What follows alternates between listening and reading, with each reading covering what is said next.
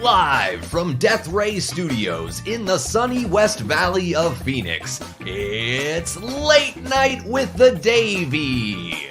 Guests on this week's show include Matt FACCI of FACCI's Cinema, CODY, aka The Dude from Dude Who Loves Movies, and musical guest Lovely Colors. And now, ladies and gentlemen, fresh off his latest therapy session for childhood dreams that never got fulfilled, your host, Davey Death Ray.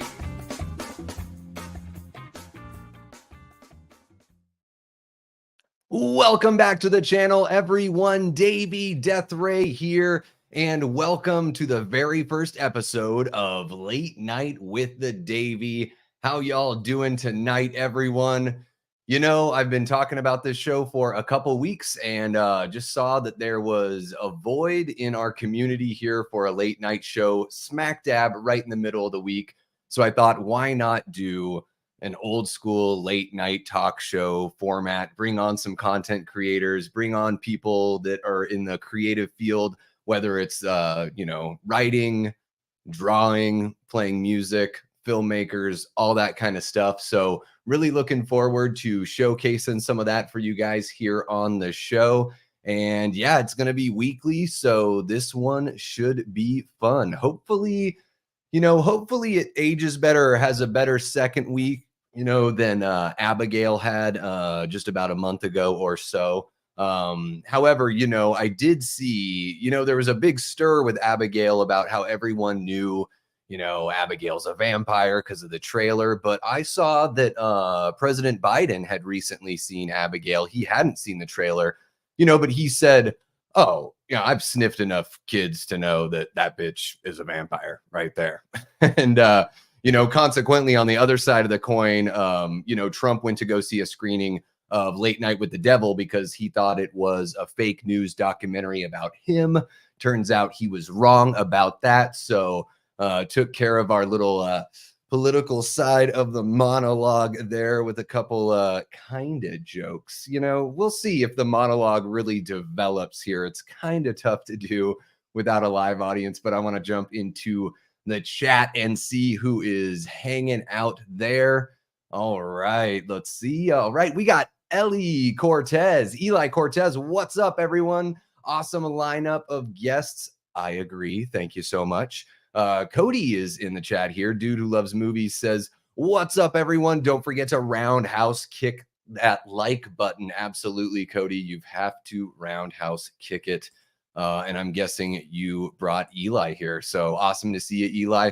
Don't think I've seen you in any of the other live streams. So that's awesome to see new people. Here on the channel, we cover a bunch of horror stuff, but also just a whole bunch of, covering movies, physical media. I've got a show with my wife called Movie Date with Davey and Kate, where we talk about a movie that we're both really familiar with. So that's a lot of fun. And we try to do a whole bunch of live streams here just so we can interact with you guys, get to know you a bit, and grow that community. We've got Gary Blue Wolf 87 is in the chat. What's happening, Gary? Saying hello to you and the rest of the Michiganders out there. All right. Yeah, let's see here. We've got FACCI Cinema. So 2 of our guests are already in the chat. That's a good start because honestly, like 10 minutes ago, I shot Matt a little message. I was like, hey man, did you get the link? And he said, actually, dude, I can't make it tonight. And I just about lost it. I think my temperature rose about 5 degrees just right in that moment there. So you got me, Matt. You got me. Way to go. We've got my lovely wife, Kate, here in the chat. Happy Wednesday, y'all. We made it. That's right. And, Kate and I just celebrated our 2nd wedding anniversary on Monday. So still going to keep that going. Happy 2nd anniversary to you, my sweet. And let's see what else we got going here. Just everyone saying hi to each other. We've got Cheesy Corn Pop in the chat. What's happening, Cheesy Corn Pop?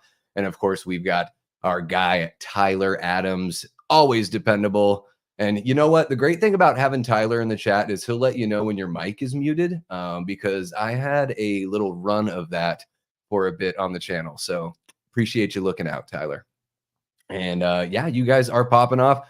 Eli just subscribed. That's awesome, man. Thank you so much for subscribing. It means the world. We are on the road to 700 right now, and the goal is to hit 1,000 by August. That will be the year mark of the channel. So that's the goal, and we're just going to keep on upping the content and the collaborations until we reach it.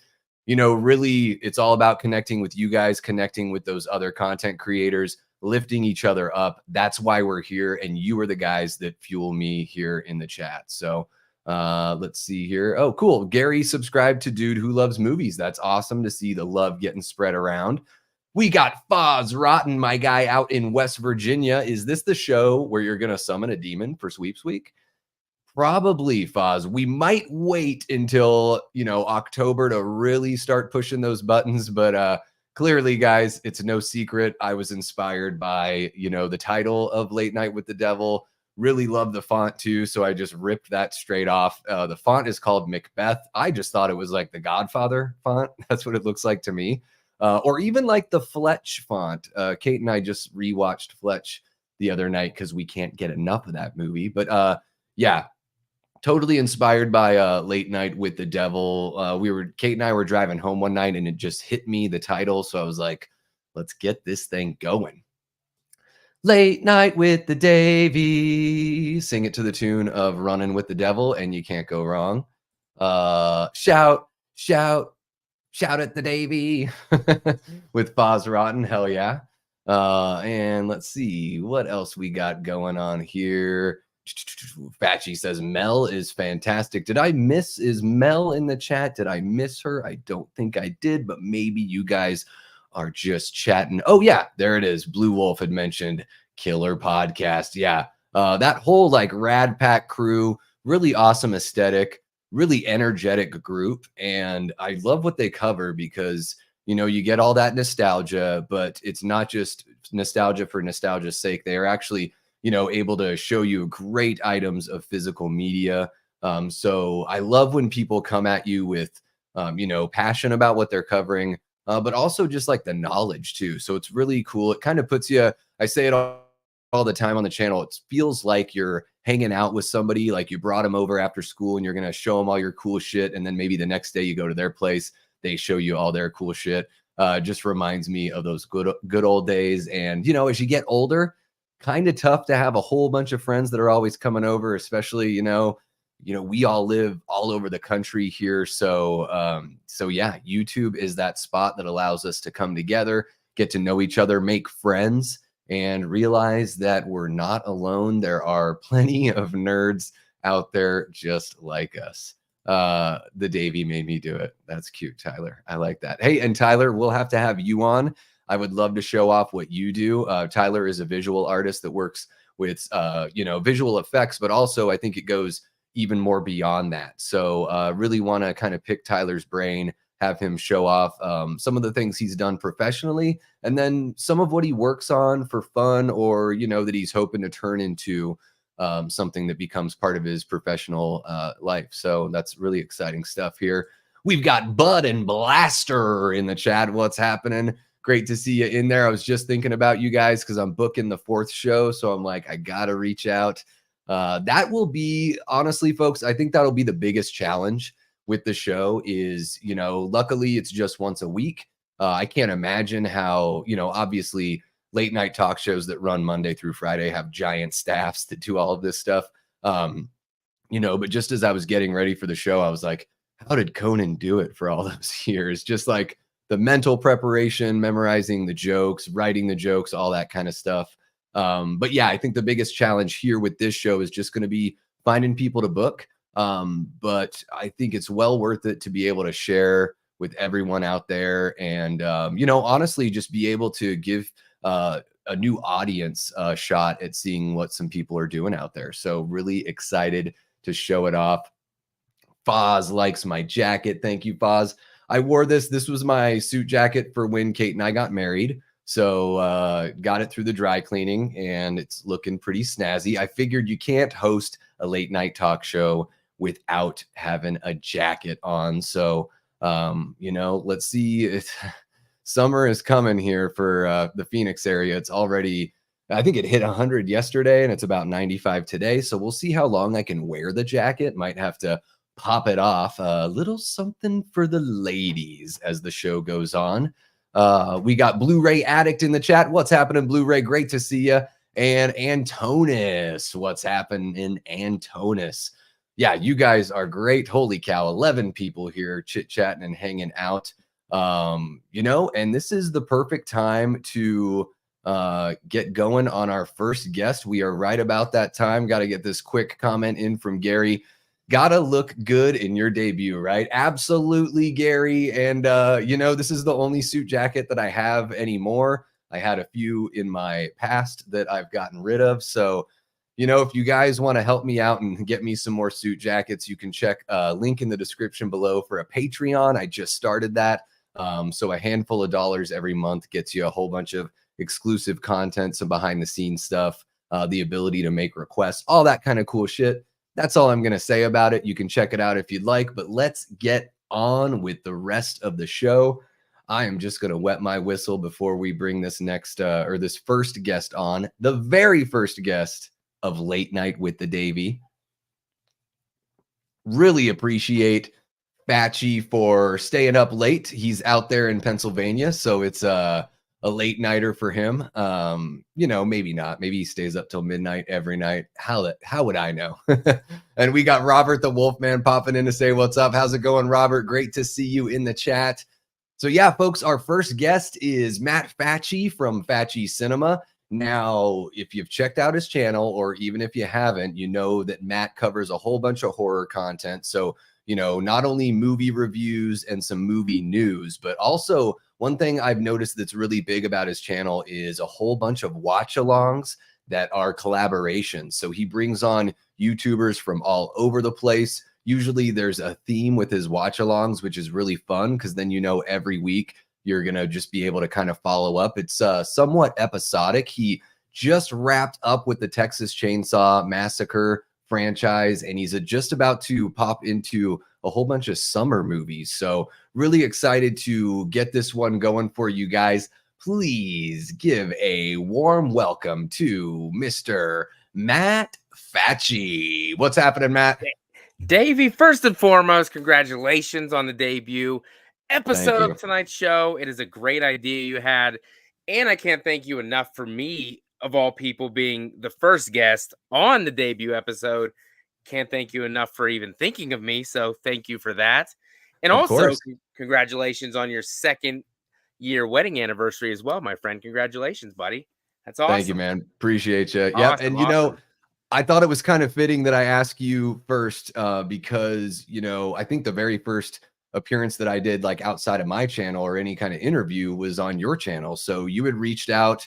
I've been doing this since August, but it was like a couple months ago, I felt like the momentum was starting to kind of swing in the channel's direction, and just felt like so much support from the whole community. You had reached out and brought me on your channel. So I was like, man, when I'm thinking about guests, like I want somebody that I'm comfortable with, that I know, and what better way to return the favor than give you the first crack at it, man. So yeah, how's the week treating you? And what do you have coming up here that's going to be new on the channel coming up soon?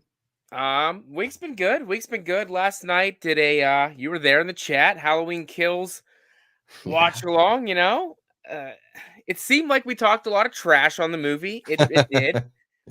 But I enjoyed the movie. I enjoy Halloween Kills as much as, as much bad as in the movie. There's a lot of enjoyment watching the film. So it was a good time. And as much trash as talk, they still gave it a 4 out of 5 somehow. I don't know how that happened, but it was there and it was a good time. Coming up on the channel next week, Nick from the Lost River Drive-In's coming back on for our 4th episode of Lost at the Cinema. That is our collaboration. It was once a month, our podcast we do. I'm kind of cutting back a little bit on the channel due to, wife constraints, spending a little more time with the family and a little bit less time doing this. But so that we'll be doing that. We're talking our top 10 most underrated horror sequels of all time. So that's going to be an exciting episode. And then you should be a little bit familiar with what's coming up in the summer because you're going to be Yeah. popping on for one of the episodes for my summer watch along series, my Camp Slasher summer watch along series. You're going to be coming on for The Prowler, um, a movie you're a big fan of. So I Yeah, had I to am. bring you on for one of those because you missed out on the Texas Chainsaw. Wasn't going to let you miss out on this series, so I had to bring you on for one of them. So that was the Perfect. pick. Hell yeah. Yeah, it's interesting, like, with YouTube, there is that, finding that balance between, because I think once you get going on content, it can kind of become a little addicting, where, Hmm. like, you put out a video or you do a live stream and you just feel so pumped on it that you're kind of like, "All right, Yeah. what's next?" Yep. You finish one video and you're just like, "What the heck is next?" And I can totally, I know that sometimes I get lost in my phone, like following comments or just trying to engage with people to make sure that the next thing goes as best as it can. And Yep. yeah, certainly this whole thing, that's going to be one of those things that I think everyone navigates in a different way. And yeah, you being a family man, I can only imagine you must be a very busy guy, but it's awesome that you find the time to be able to do that. And I think that's the cool thing too, is like, with Foz, who's in the chat right now, we have our movie punk show and it's just once a month. And it's Mhm. like, well, that's pretty easy. We can decide on that day. It still allows people to like go on vacation and Yeah. go to birthday parties and all that kind of stuff that you want to do in life. So yeah, it is just like with a work-life balance, you have to have that balance with your Yep. passion as well. And yeah, Nick is really love Nick's content over there at the Lost River Drive-In. And I think we've got him coming up on the 3rd episode. So I'm I saw excited that. to actually meet him because we've only interacted through comments and stuff Mhm. like that. So that'll be great. And yeah, your summer series, I'm really looking forward to it because I mean, it'll be great to be on there and do the Prowler with you. It is, I would say, my favorite like one-off slasher Mhm. film that I've ever seen in my life. But what else? I don't you haven't teased everything, but what can you share about what's coming up on that series? I'm pretty sure I have most of the guests booked. For Okay, so I'm debating. I'm trying to kick it off with a bang, but I haven't.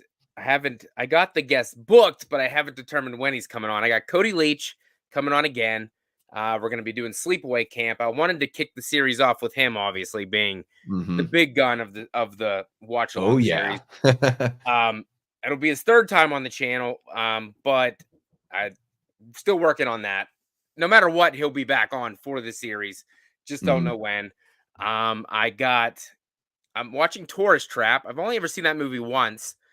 I did like it. That one's going to be a double header. I'm going to be having Ken from Sledgehammer Horror on for that one, and Christian from Planet Mhm. CHH will be on for that one. So, Nice. couple more heavy hitters on that one as well. Yeah. Um, I will be having Brett from Goodwill Hunting. Obviously, he's on all the time, so I don't even know if that Yeah. counts, but he'll be back on. I know what you did last summer, and then he will be joined by Frank Dormani. He is a um what's the word? What's the word? What's the word? He I can't think of the word.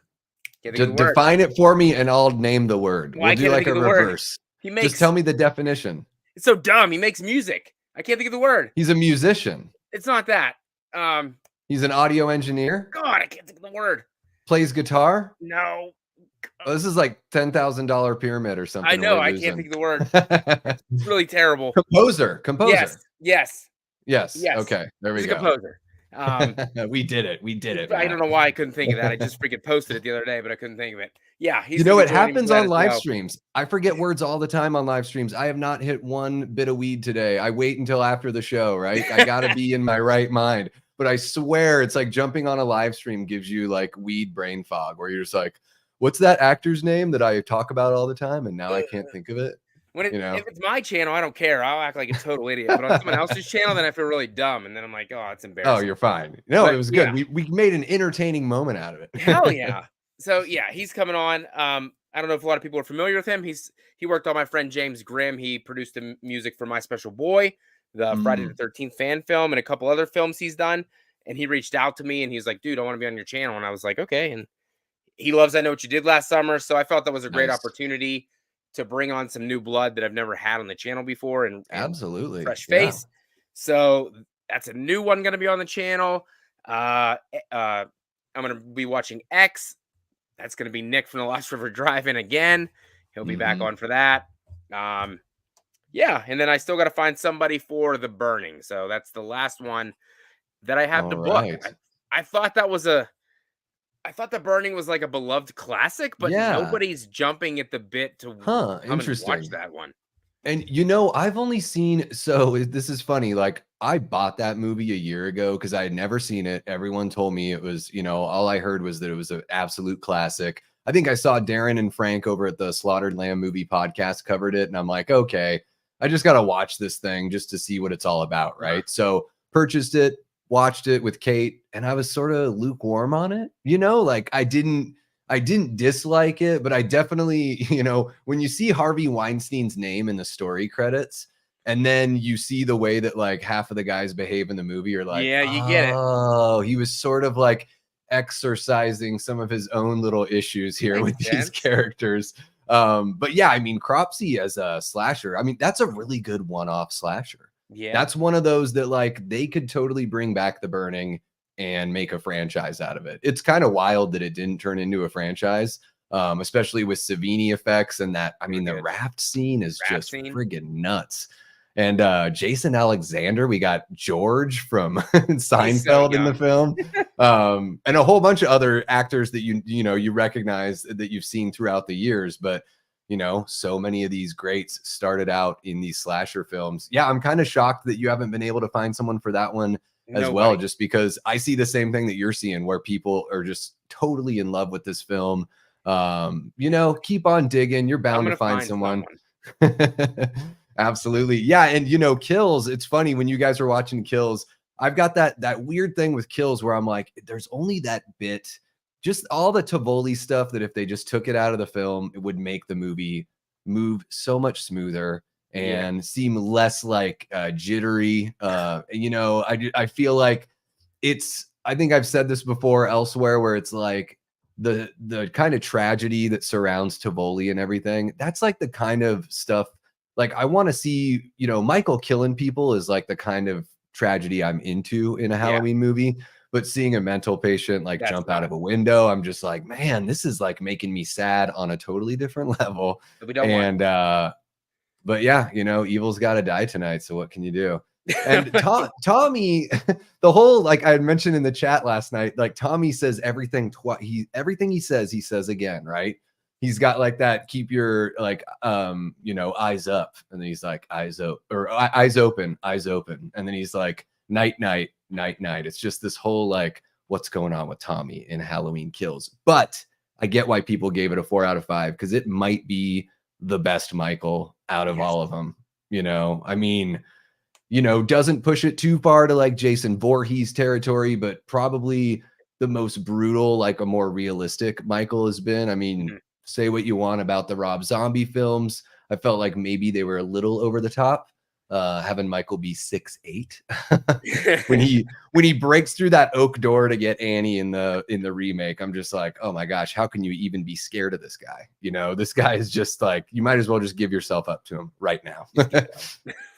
Exactly. And we got Robert the Wolfman's telling us composer. He knows. So he was in there. He was jumping in on it. Thanks, Robert.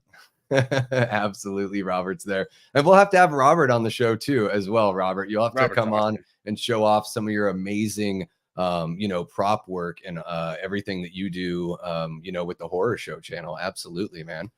So Matt, another thing that we both have in common that I don't think we really get the chance to talk about here is the fact that is that a cat that did that? Yes, it was. That's amazing. My cats, I lock them out of the room, so I'll just see like their little arms sticking up underneath the door. How many cats do you have? That's just one, but she's always around when I'm doing a stream. Yeah, that's how they are, man. They're little taskmasters. They think that they run the show. Absolutely. So one thing we have in common that I don't think we really get to talk about on our channel is we're both big football fans. I mean, I'm a sports guy as far as like, hockey, baseball, football are the three that I follow the most. I'm not sure if you follow any others. Feel free to let me know, but I do know that you're a big time Denver Broncos fan Yes, I for the am. NFL. Mhm. And you've got to be pretty pumped. You've got second year with Sean Payton coming back as head coach, and you guys got to draft a quarterback that's Yes, we somebody that did. he actually wants in the building. Finally. So how are you feeling about, first off, do you think that Bo Nix will start week 1? And how do you guys think you're going to do in an AFC West that now seemingly is just going to be more competitive now that Jim Harbaugh is hanging out there as well? First off, love Bo Nix. That is who I wanted the Broncos to draft, and just bought my Bo Nix jersey yesterday, so Hell I'll yeah. be getting that soon. Vanderhoff, exactly. Go Broncos. Love you too, buddy. Um, yeah, I'm excited. I'm excited. Unlike last year, I wasn't in the year before. I wasn't a huge Russell Wilson fan to begin with. Shut up, Brett. I hate the Chiefs. Um, I didn't like Russell Wilson in Seattle, and I didn't like when we got him the first year. I mean, of course, I got him expecting him to be good because he was Yeah. good in Seattle. Yeah. He was not good, and he was better last year, but he still wasn't great, and he wasn't good Yeah. enough to win games, obviously. Um, hmm and Sean Payton didn't like him, so obviously it didn't work out, and that's fine. And now if Sean Payton got his guy, Yeah. I anticipate Bo Nix to start week 1. We don't really have any other choices because Yeah. I don't think Zach Wilson's good enough to start, and Stidham from last year wasn't good enough when he played the 2 games, so that wouldn't make any sense to put him in. So Yeah. you drafted Bo Nix number 12. Uh, See how he does in camp, hmm preseason. Start him and see where Yeah. it goes. I think Yeah. it was a good draft. Everybody they drafted seems pretty good, so I think it should be a good season. I mean, we're not going to win the division, obviously. I don't anticipate it, but I think Man, it's you going to be never competitive. know. Right? I mean, so what you guys split the series with Kansas City last year. And I don't know. what if Harbaugh can kind of help you guys out? Like what if the Chargers can sort of, knock them down an extra peg? I think the AFC West will be really, really tight, I I think think. And should be tougher. yeah, for sure. The Chiefs always find a way. And I think the one thing about them that, Mahomes is just so pesky. He kind of Yeah, reminds me of the way that Aaron Rodgers was for a good part of his career there in Green Bay, where it's like, I would say that Mahomes is more nimble for sure. But these guys that they buy time yeah. and they're either going to find somebody open or they're going to run for like 7 or 8 yards, escaping the pocket, like out to the sidelines. And they Every hold time. the ball out, and you're just like, man, we can't, and now we have an NFL where it's like, do you hit the quarterback or not? You don't want that flag. Like it's just absolutely ridiculous. So having a pesky quarterback is about the best thing you can do. And hopefully that's something that the Broncos have found in Bo Nix. He was great in Oregon. So, Yeah, he's a big dude. He's got a hell of an arm. And yeah, I mean, I think the big thing with Sean Payton is he wants somebody that can get rid of that ball really quick and just make things happen and not try to improvise so much like Wilson would do for sure. yeah. And Which, like you said, how the quarterbacks would run and stick the ball out all the time. Yeah, that's what Russell Wilson used to do in Seattle, and I hated it. And then he yeah. got to Denver, and he never did it. So I don't. Yeah, Yeah, that's the thing me is off. like each year you get older, man, the defense is only getting younger and quicker. And it's one of those things. And but that's like when people, even 5 years ago, when people were like, give Colin Kaepernick a shot, I'm like, guys, he's been out for like 5 years. Like if he comes back, he's gonna look slower than molasses. Like regardless of how good his arm is, he's They just, still want him back. they're way too, the defense is way too quick. If you haven't been like in game action, there's no way you can just step right back in. The NFL Yeah, is not made it's for too that fast. at all. Yeah, absolutely. Yep. Awesome, man. Yeah, I've got I'm a Redskins fan or whatever the heck they're calling themselves. I Whatever kind of they are. wish they would go back to Washington football team because I thought that was kind of cooler than the Commanders. The Commanders to me, I don't know I'm kind what of it with you. really means. But I'm excited for our guy too. We got that skinny Jaden. kid from LSU. Jaden Daniels. And, it's been really rough since like the early 90s for us Washington, D.C. football fans. So I have no option other than to be hopeful at this point. Yeah. And we got Vanderhoff ripping on Mahomes here and the Chiefs. It's great. Yeah, give me the flag. And then Mahomes does all this, like, what do these things mean? Like, he's always doing this weird little pinky thing. And then, you got Andy Reid looking at that giant, like he's looking at the play card. I think is it just a Buffalo Wild Wings menu? Is he just ordering food for halftime? And then he's like, I'm seriously a walrus. I'm an absolute walrus. Andy, if you could coach your son to keep that bottle out of his hand as well as you can coach football, then sorry, I know that's a low blow, but come on, he really hurt that kid. And then we got Brett saying they're trying to go back to the Redskins. Yeah, I don't know if that'll happen, Brett. It's weird. It's funny. The only people that I've ever met that actually care about that name in a negative way are white people that don't watch football. I've never met a football fan that has ever had an issue with that name. You're not wrong. To me, that word only means the football team from Washington. I never heard it used in any other context. So, but yeah, even Washington football team, it's kind of like the way like English or like, soccer, they call them football club. Yeah. And I'm like, oh, that's kind of cool. You have like Seattle Football Club or what, it's like, that's sort of fun. Like, Washington football team. It's great. And it's kind of a middle finger to the people that wanted you to change the name. You're like, how about we're blank? How about we're just the Washington, And now, I don't know, Commanders seems even more generic.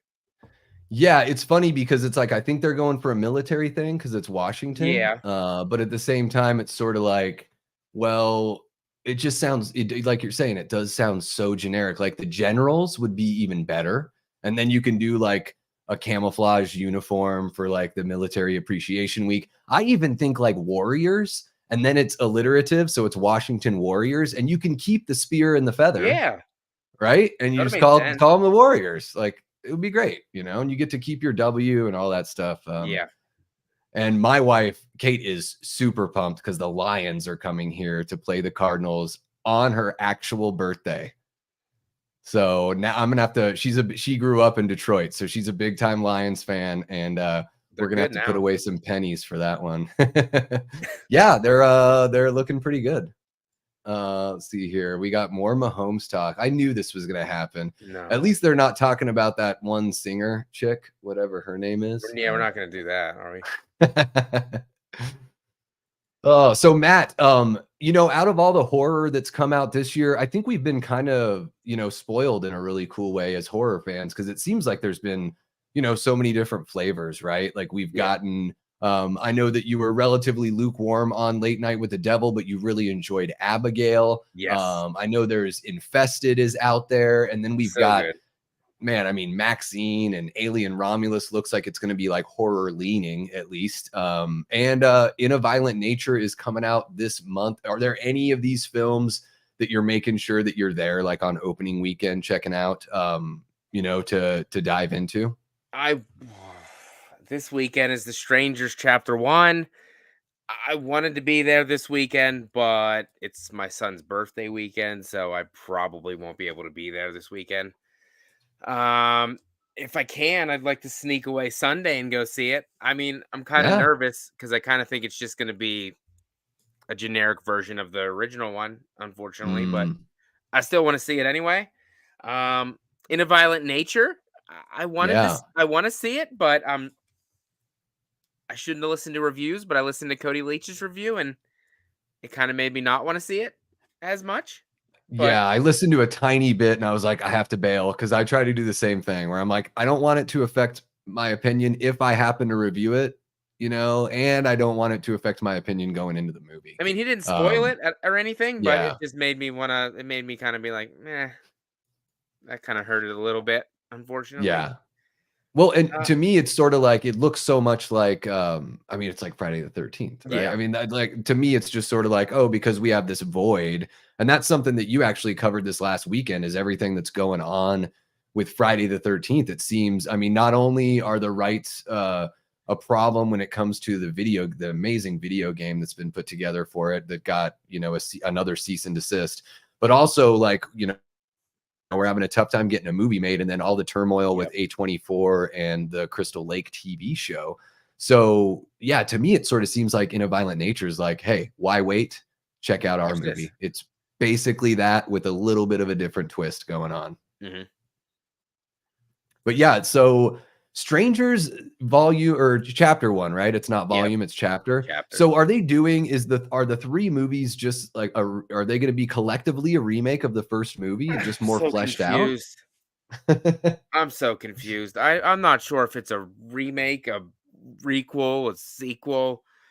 I don't know what it is. I know this one comes out now. I think they said the second one comes out in like October, and then chapter 3 comes out in the beginning of 2025, and then they're making like a 4.5-hour supercut, which I'm not going to sit through a 4.5-hour supercut of that. So we'll stick with these 3 individual movies for me personally. Yeah, and it's Rennie Harlan that's doing them, right? Yeah. The director, yeah. So I mean, he did he did Nightmare Part 4.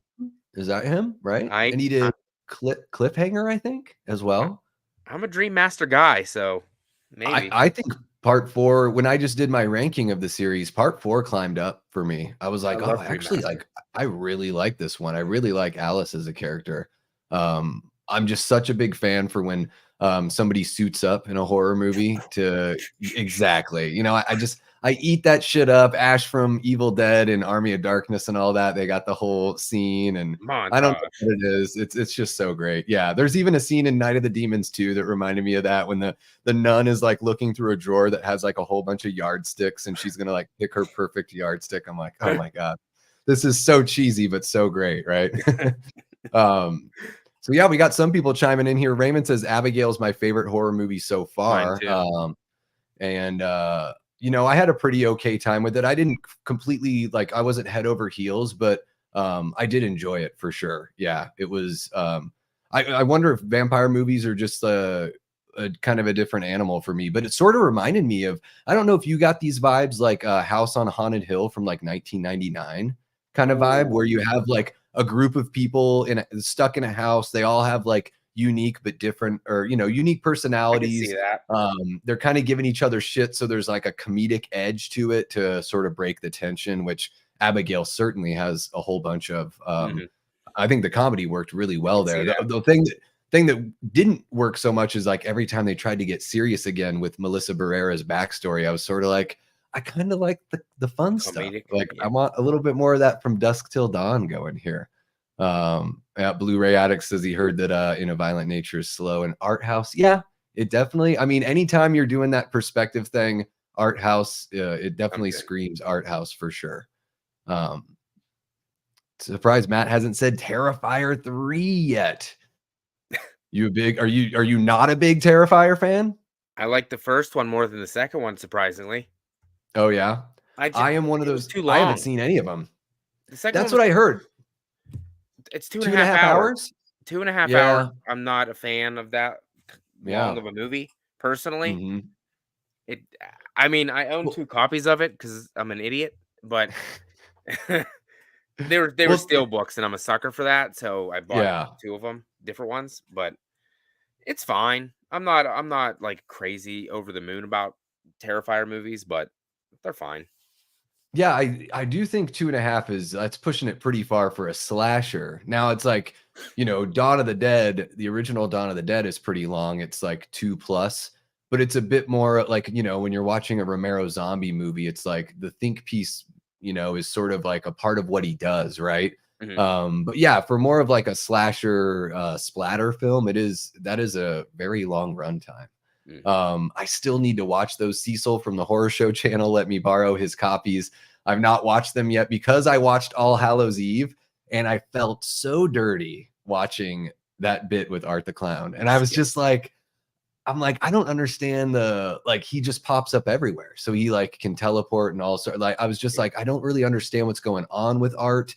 And maybe I'm just too big of a wuss for it. I don't know, Matt. I don't mind like gore and all that stuff. Like I love Dead Alive and Evil Dead and all Mhm. that stuff, but something about like the, trying to make it somewhat realistic and like surgical as Yeah. far as like what they're doing. There's something about that where I'm like, it almost feels pornographic in a horror Mhm. kind of way. And I know that clearly I'm in the minority on that opinion as far as horror people go. So I probably just need to shut up and watch them, and then I can talk about them. But Art the Clown is a great looking character. I Mhm. mean, when people say icon, it's like, well, I mean, that look, like just looking at him Looks like scares one. the shit out of me. Like scares me. I'm a grown ass man, and he scares the shit out of me. Absolutely. Well, hell yeah, Matt. So yeah, let's see here. We'll catch up on the chat here. So yeah, Matt, you'll be doing Lost River Drive-In collaboration with Nick over there this coming weekend, and then you're kicking off your summer series. So everyone, check out the links in the description below. I know the little ticker down there tells you to do so, but you can find Matt over on Instagram, and of course, subscribe to his YouTube channel. He's hopping in live all the time. So if this is something that you guys really dig, if you're not already subscribed, but you like jumping in on live streams, Matt is the guy for that. It's a bulk of what he does, and I can't blame you, Matt, because I think the lives just give so much. You So get much so fun. much energy back, and Exactly. it's there is a bit of a different payoff with the pre-recorded stuff, I think, Mhm. and it's cool to sort of show that performance kind of edge to like what you can bring as well. But I certainly, I'm getting just more and more comfortable with these lives as well. Yep. So really looking forward to checking out what you have coming up here on the channel. And of course, really pumped to watch The Prowler with you. I think that's going to be Hell yeah. on June 14th. That's a Yep. Saturday. Yes, that's And correct. yeah, guys, it's Prowler is on Shudder. So if you guys haven't seen that, you should check it out before the watch along so you can kind of jump in the chat with us. And yeah, I love The Prowler so much. When I saw Thanksgiving last year, it reminded me so much of The Prowler.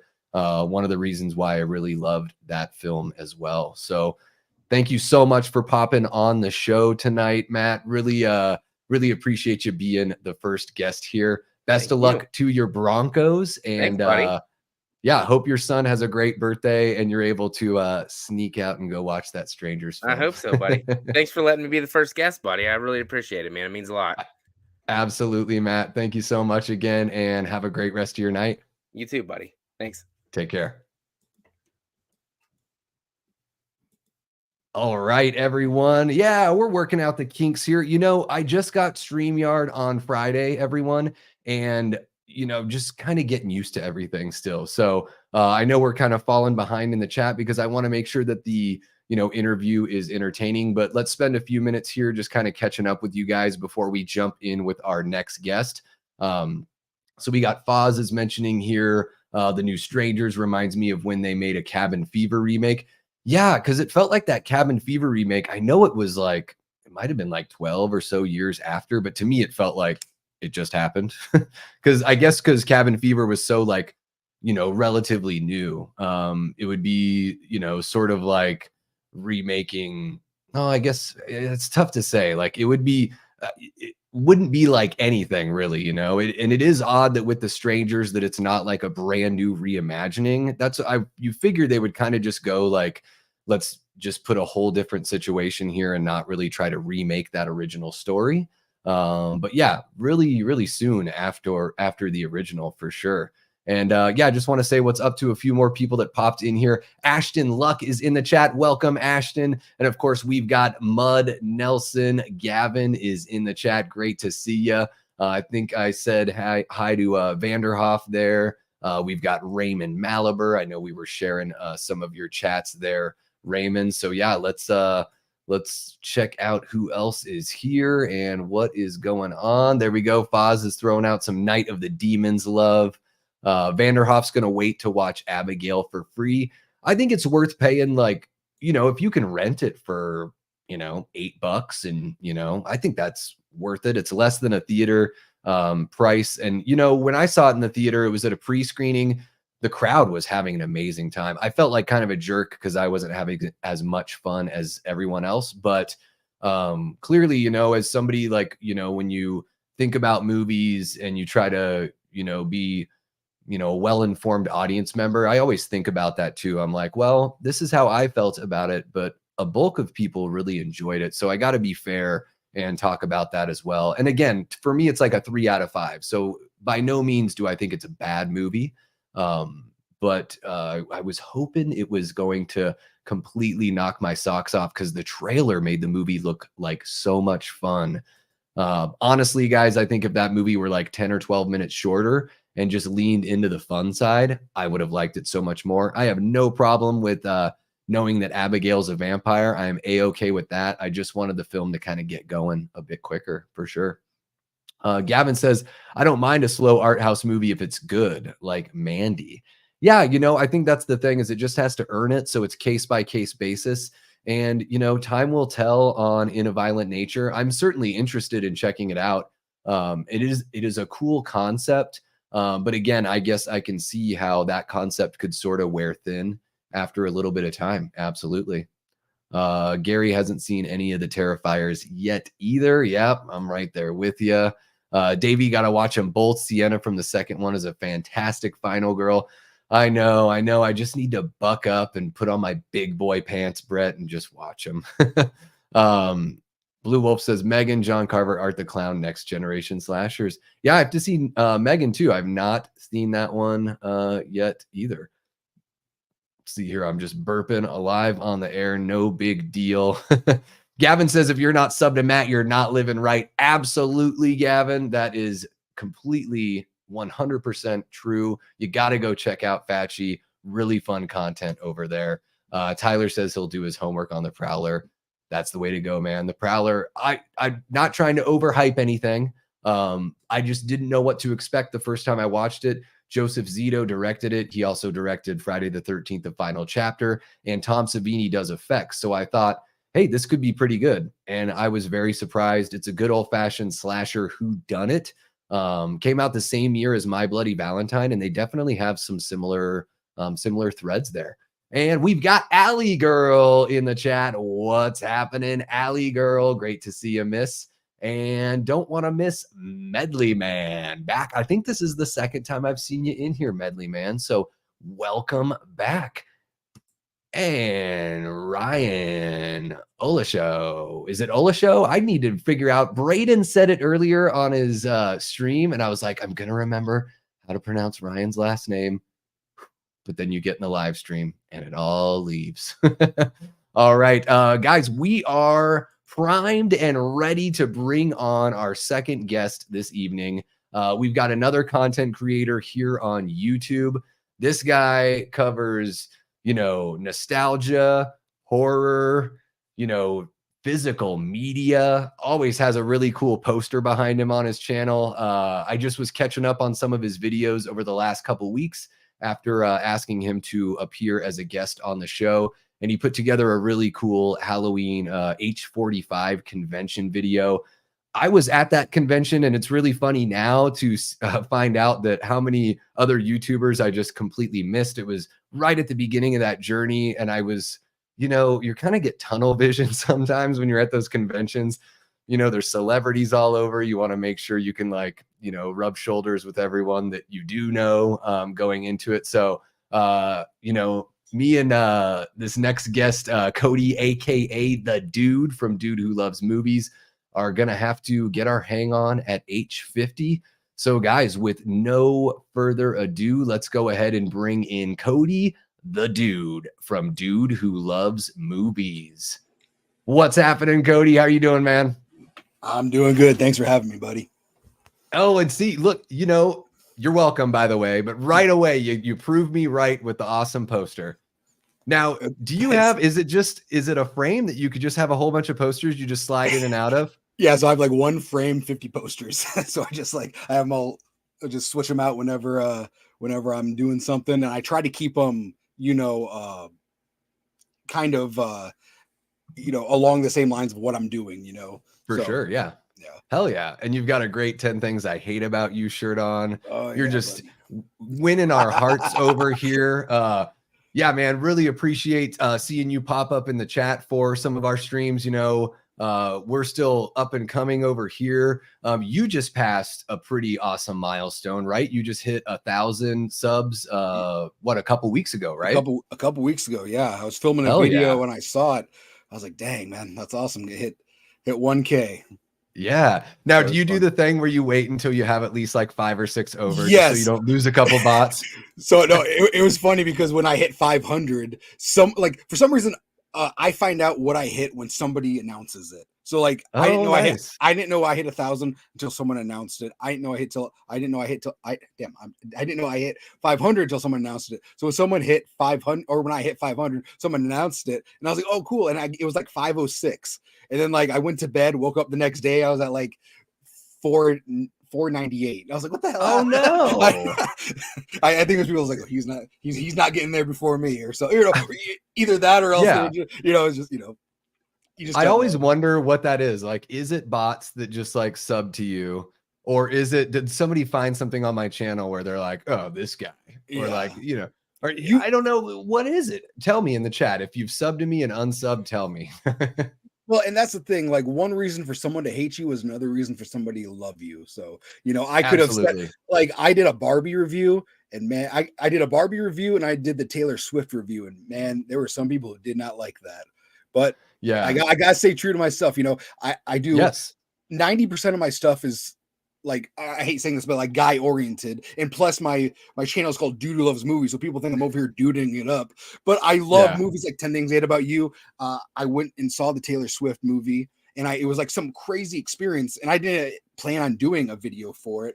But once I got there, I was like, this is a cool event. I took out my phone and just started videotaping it. Or videotaping it like I'm in the 80s. Just recording it, and I pulled out my camcorder. I'm like walking around with a camcorder. But yeah, so you just don't know. Or I could say like, oh, I didn't like this movie, or oh, this was my favorite movie. And people are like, oh, yeah, that's dumb. You don't know, man. Yeah, and you're right. You do have to stay true to yourself, and it's like it's that careful balance of, obviously people come to you for a certain thing, right? That's how you get your subs. So you for sure want to make sure that you're putting something together that your audience is going to enjoy. But at the same time, yeah, if there's something that you really like that might be outside of that, but you're like, man, I just feel like I need to talk about this. Yeah. I've done. Yeah. Go ahead. I was saying horror does great. Everybody loves horror, but like sometimes if you like start talking about comedy, some people don't want to listen to it, and I love comedy.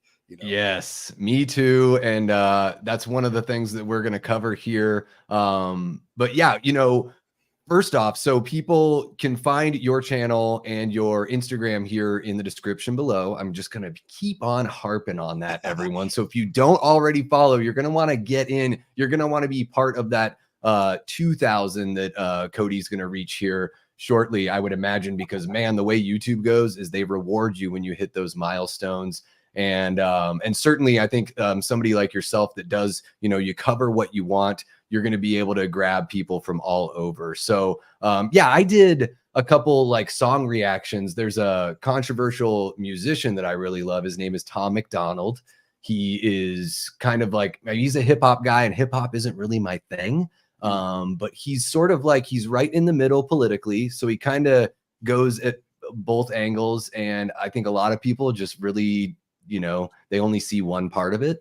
Yeah. So I had some people that are like, oh, I'm going to have to unsub because of this video. And I'm like, hey, fair is fair. You can unsub and sub as you like. And you know what? It's my channel, so I can cover whatever I want as well. And I think that's just one of those things that, yeah, you just got to keep on going as you cruise to that 2,000 there. And yeah, so comedy.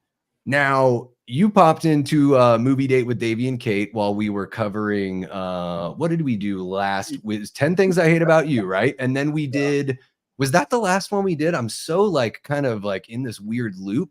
And we started talking about those 90s, like 80s and 90s comedies started coming up in the chat. And you brought up that amazing film in the poster behind you. And man, National Lampoon's Loaded Weapon 1 with Emilio Estevez and Samuel L. Jackson is one of the most underrated comedies. I feel like, I think I said this in the chat when you were in there. It's like when I meet somebody that knows that movie it's like, oh, I've got a brother from another mother right Yeah. there. Like you just know you can start quoting it. How old were you when you first saw that film? Like how long has it been a staple in your filmography diet? It's been in my life since probably 93. Like I was very little. It was always on TV and it would always crack me up. It would be on before like wrestling or something and I'd watch it. I remember it was on like TNT or TBS and then it'd be on HBO. But it was one of those movies where it's like it's my favorite spoof movie. Like people talk about like a Naked Gun. It's like it's right there with Naked Gun. Mm-hmm. Everyone talks about Naked Gun, Airplane. Those are great movies. I love those movies, but nobody ever talks about Loaded Weapon. And Loaded Weapon is hilarious. So when I bring it up to people, they're like, I've never heard of it. But then when I show them, they're like, this was freaking funny, man. Yeah. Like, you know, and you have Tim Curry as the villain, you know, so it's awesome. Tim Curry and William Shatner. Yeah, it is like there are so many stars in this movie. John Lovitz has a little bit role. Whoopi Goldberg's in there for a second. You know, Dennis Leary is there. Dr. Joyce Brothers has that hilarious performance where she's like is stomping on Whoopi Goldberg's like dead hand to get the bit of microfilm out or whatever. And Bruce Willis.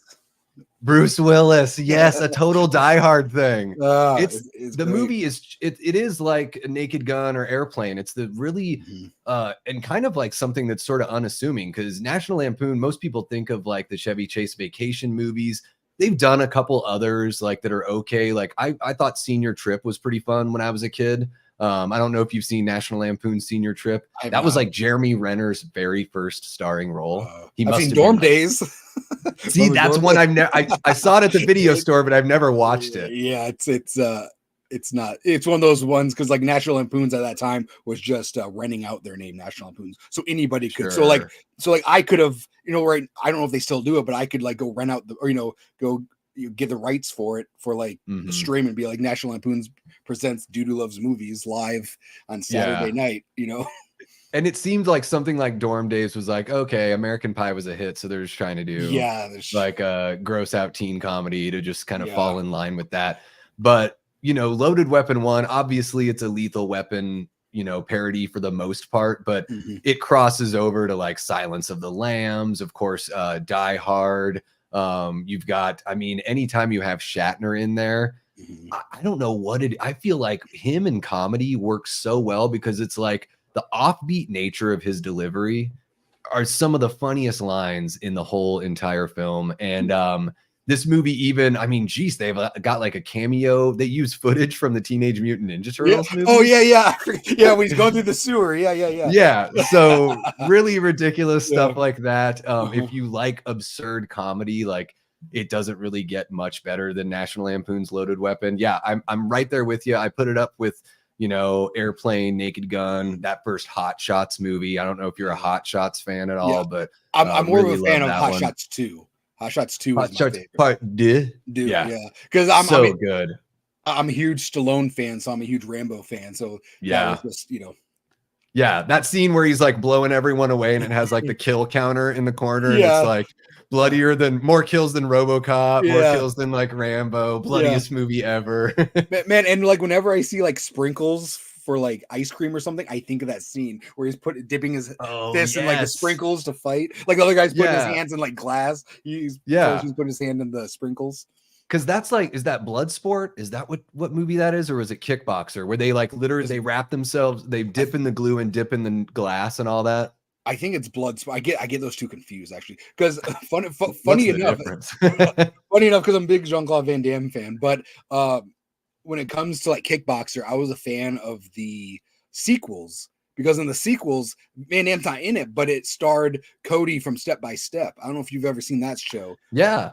Okay, so I was a big fan of Step by Step. I still am, and I'm a huge fan of Cody. And I was, this guy has the same name as me. But he's cool, but man, he's pretty awesome in that movie in Kickboxer. Yeah. Is that one where was there one of those movies that had Eric Roberts in it somehow? Is that one of those? That's Only the Brave, or not Only the Brave. It's man, I can't remember what it is, but it's something else.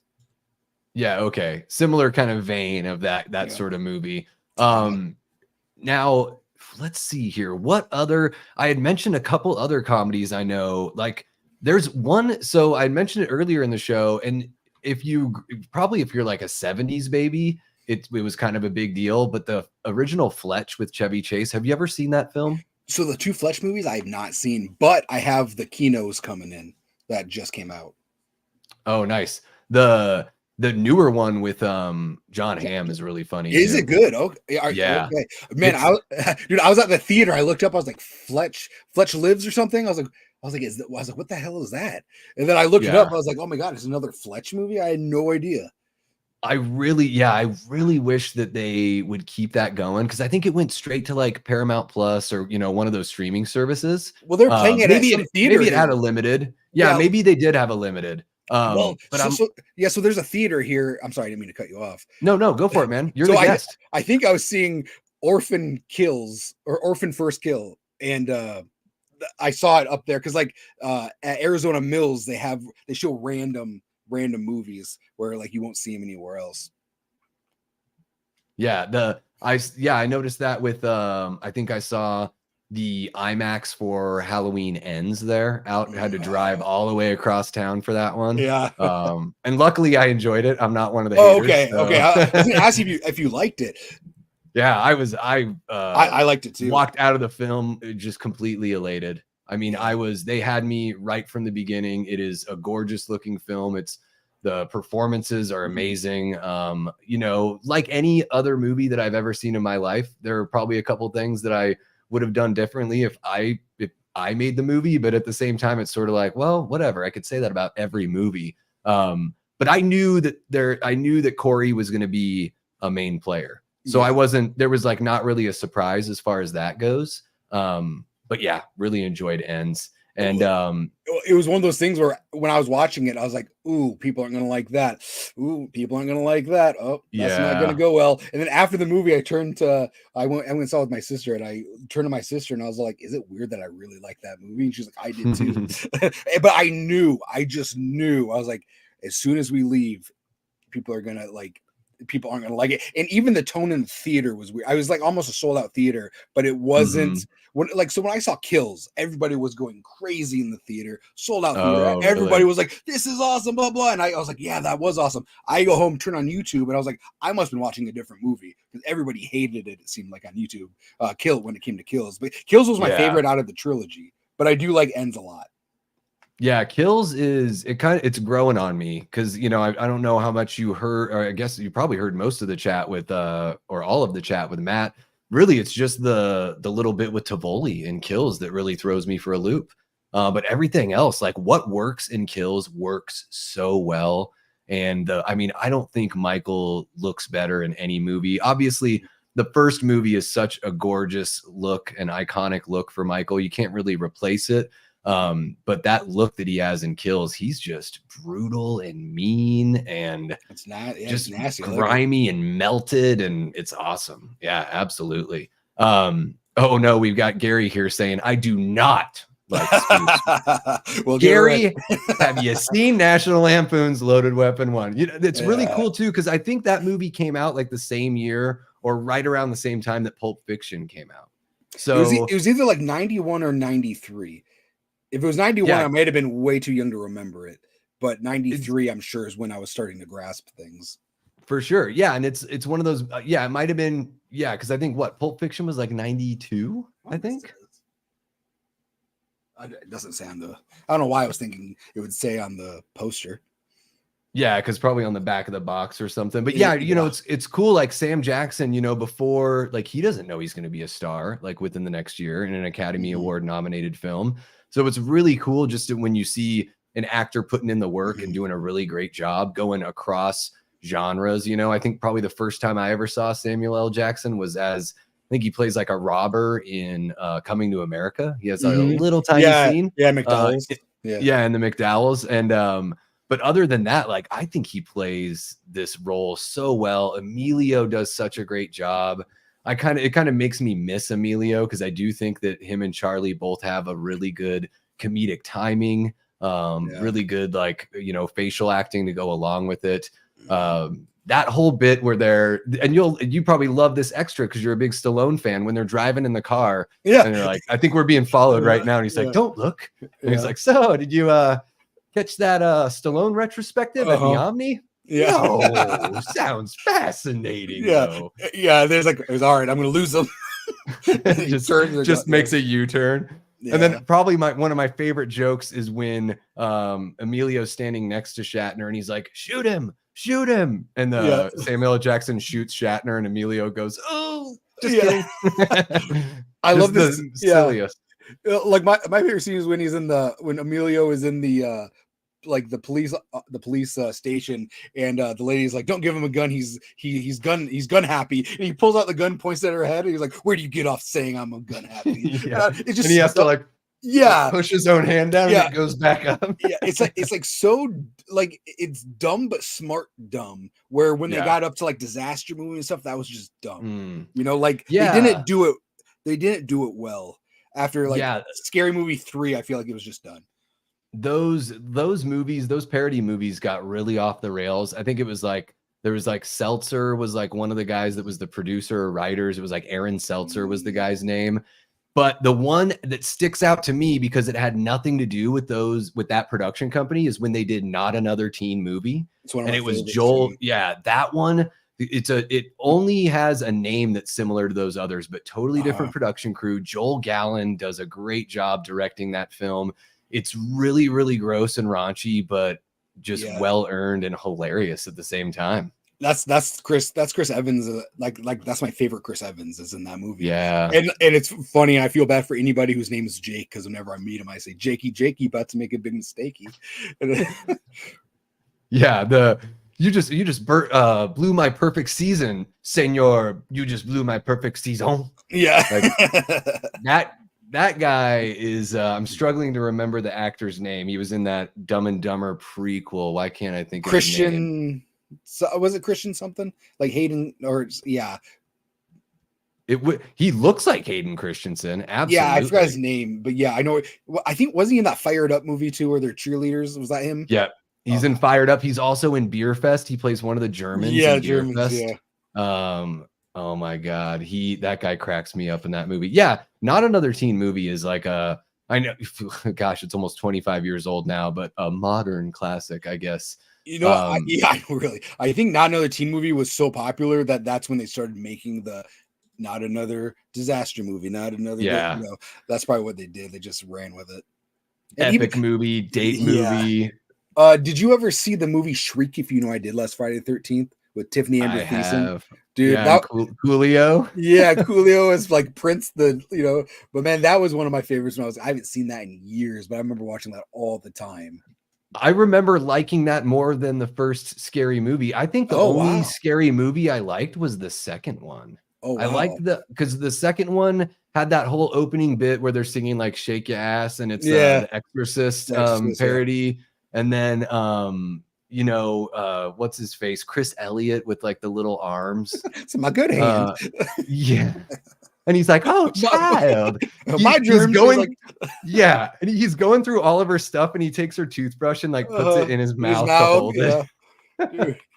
Like I like that movie kind of cracked me up. David Cross is really funny in that one as well. But I don't know what it was. I think I was like kind of stuck up because I grew up with Naked Gun and Airplane and all that. So when I saw those movies, I was like, man, I think that they're just going for some bottom of the barrel jokes instead of like, granted, Airplane and Naked Gun have dumb jokes, but most of their dumb jokes aren't necessarily the raunchy jokes. The dumb jokes they make are like kind of more innocent, or they're like a grammar joke, or like a kind of like a language joke. Like, I am serious and don't call me Shirley. Like that's pretty dumb, but it's also like clever, very clever. Yeah.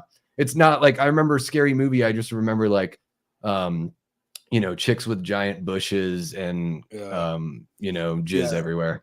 See, and as a joke. So like I was a huge Scream changed my life when I saw it when I was a kid. And Eric Christian Olsen, that's it. So of course I love the first one because they're making fun of Scream. So I think in the first one I probably need to revisit of it. It's got its moments for sure. Young Guns. I really love Young Guns. I haven't seen Stakeout in a really long time though. Oh yeah, Stakeout, another Stakeout. I like those. And Jamie Hart here, Fired Up rules. I've heard of it. I have not seen it. unfortunately. But if you guys both recommend it, if Jamie recommends it and you recommend it, Cody, then I've got to check it out, because that's the one where the guys basically become cheerleaders because they think want they're to going to hook get up with chicks. yeah. Okay.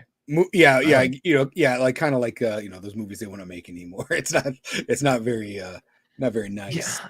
Yeah, but it's also like, isn't that where comedy comes from? Like, isn't Mhm, the whole thing about comedy is it's the flip side of mhm. tragedy, right? So it's like it comes Yeah. from something that's inherently wrong, right? Yeah, and then when you have a movie like that, they always at the end they change their ways. And Mhm. so like like there's a movie called Boat Trip. I think Boat Trip is hilarious, but it's absolutely offensive. But at the very end of it, they change their ways, and they're like, it shows that community as better than what they were perceiving it in the beginning. Yeah, because it's Cuba Gooding Jr. is going on a cruise. He thinks it's like a pleasure cruise, and it turns out that it's a gay It's a gay cruise, and he's cruise. not gay, Yeah, right? him and Herschel Sands are not gay, so it's just nothing but stereotypes. Sure. But then at the end, it all goes for. But nobody, everybody, a lot of people who complain are people who don't see movies or see the movies that they're complaining about, Sure. so they don't see at the end where it,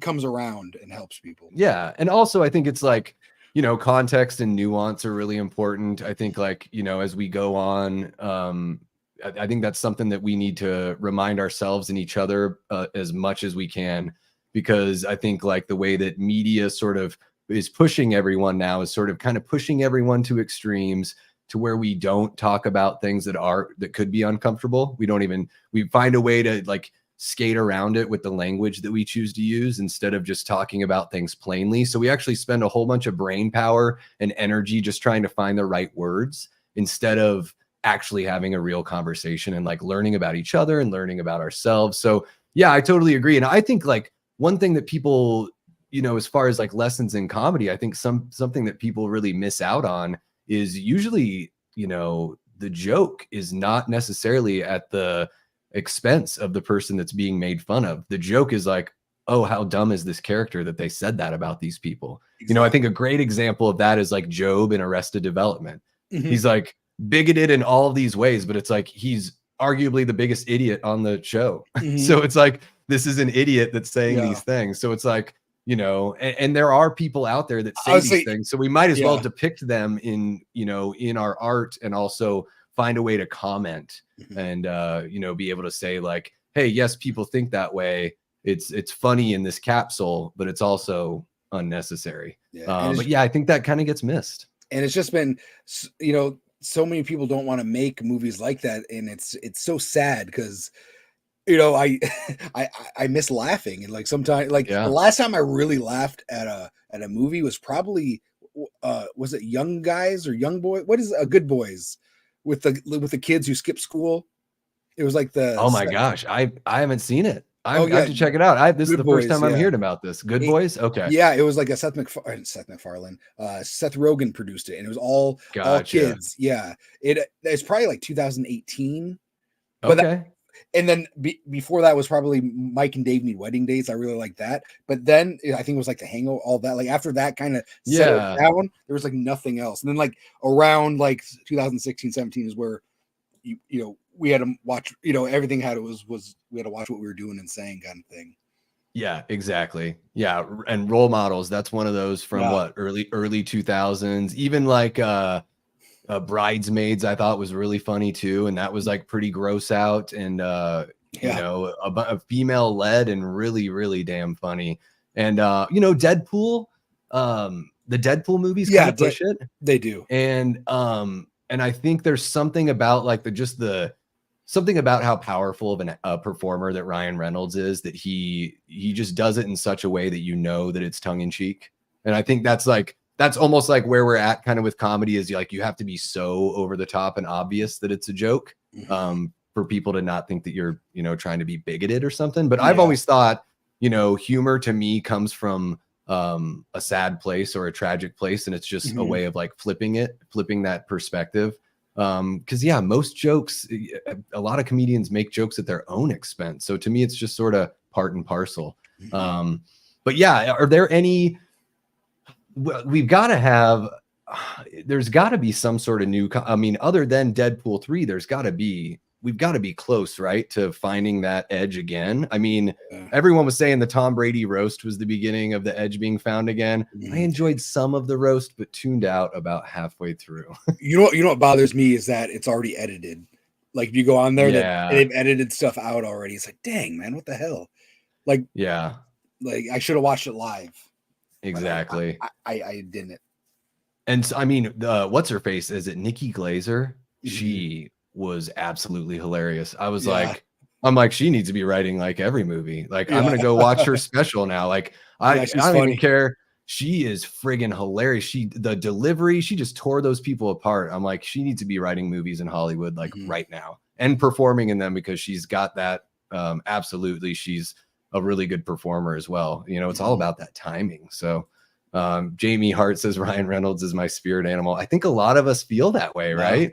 Like we all wish we were as cool as Ryan Reynolds, like as good looking, charming, and funny as Billy from 15, which was one of my favorite shows on Nickelodeon growing up. I don't know if you ever saw 15. No, it was a Canadian TV show, and he was on that when he was just a little kid. Wow. Okay. I think it's on like Paramount Plus if you have Paramount, because Really? I think they got 15? Some of the Nickelodeon. Yeah, and it had a different name up in Canada, but we called it 15. That's how you can find it there. It's pretty cheesy. It's like a soap opera for teens. But it's really funny. You know it's in Canada because they're drinking soda in a glass with a straw with no ice. And I'm like, Canada, that's the most Canadian shit I ever seen. But yeah, really, it's fun to see some of these actors like humble beginnings, especially when it's more like dramatic work, you know, for sure. Let's see here. Tyler says, I hate when villains in movies get whitewashed these days. Duh, they behave badly. We're supposed to hate them. The unlikable guy is the one saying the bad stuff. Context, people. Yeah, I agree. It's like when people complain about Tarantino. They're like, I liked his first 6 movies, but this time I'm tired of the language. And it's like, you know, the people that use that language in his movies are not good people. Like he's not saying like, go ahead and use that language. It's like, these are bad guys. Same with, I feel the same way about George Romero. Like I love his writing and he writes unsavory characters and then they get their comeuppance and it's, you know, you get that, it feels like justified in a way because they get torn up by some zombies. Yeah, exactly. Well, let's see what else we got going in here. I think, gosh, I have kept you for so long, Cody. It's a good thing we're in the same time zone. It's all good, man.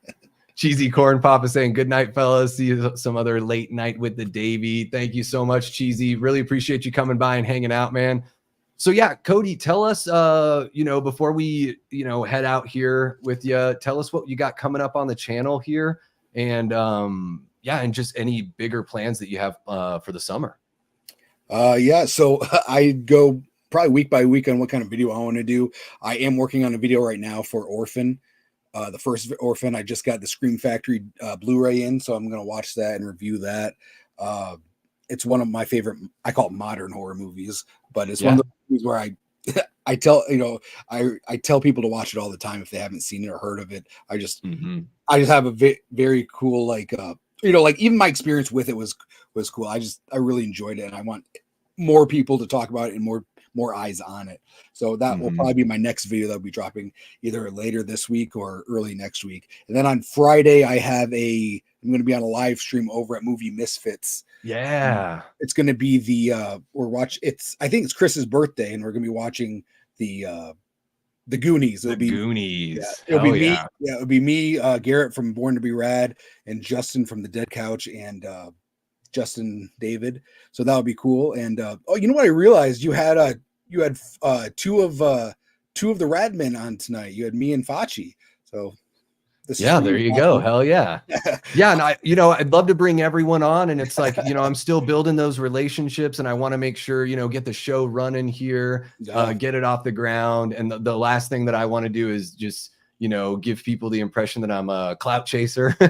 But, it's sort of like, well, if I can, bring on some people I know, some people I've just gotten to know naturally, and then get to know these guys better and better, it would be awesome to have those guys on. Really love everything that you guys do together, and also what you guys do separately. really love the, you know, the aesthetic and the content, everything that you guys cover. I think I've only seen The Orphan once, so I'll have to revisit it because I did really enjoy it. And I'm looking forward to seeing you, you know, share that physical media off. Absolutely.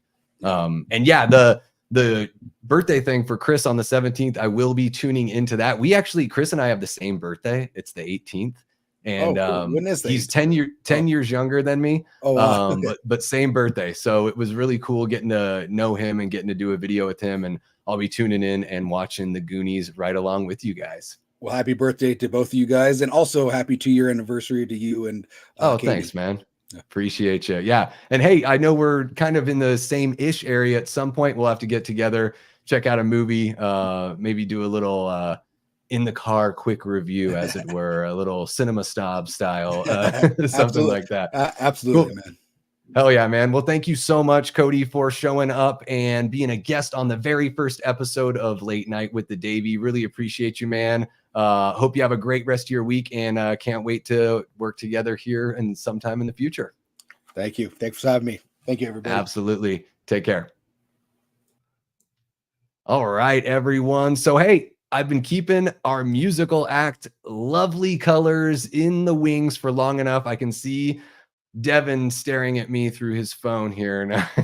So, guys, before I bring on Lovely Colors, Devin, the singer and songwriter, I'm guessing you write all the songs. Well, I'm guessing you guys write collaboratively, but that you bring stuff to the table. Devin's my nephew, so I've known him since he was a little baby. It was my first babysitting job. I like to think that the very first guitar he ever strummed was my guitar, even if I wasn't in the room to hear it. And, you know, maybe I showed him a couple things, but this kid is so driven and such a fan of music and such a student of the game that he just took it and ran right away, found his own fandom, found his own style of writing and his own group of friends in our tiny hometown of Juneau, Alaska. It's a really difficult town to like get things going as far as like arts and all that goes. So I've got so much respect for everything that Devin has put together in his life. I'm really excited to show the band off to you guys. They've got a record coming out here on the 24th. So they're just, just over a week away from releasing it. And before I bring the band on, I hope this is okay. Give me a thumbs up if this is okay, Devin. I want to play the music video first because I want the chat to hear the band and then bring the band in and have a talk about what everyone does. So if that's cool with you guys, we're going to get that rolling. Everybody sit tight. This is Bum Fuzzle by Lovely Colors. Here we go. If I can get it right. There we go. I think I got it. Bear with me. It's the first episode.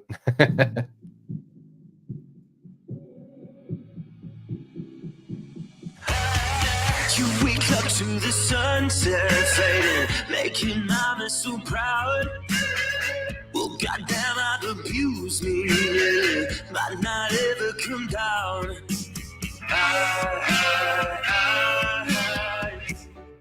I feel like I'm not always on top of it all, and it's never enough. Pull the hands from the clock, I'm drowning in darkness. I can't seem to lose.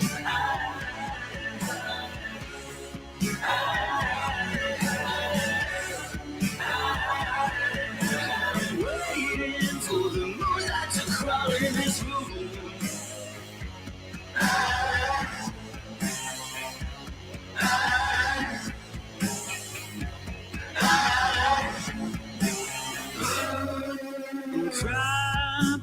Representing, this time it's against me. I'll be there with yours tonight, but puzzle down the line.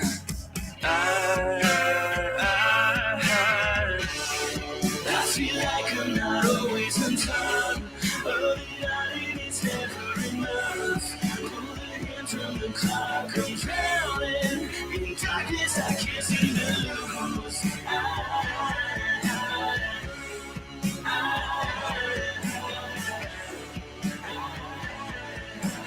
Waiting for the moonlight to crawl in this room.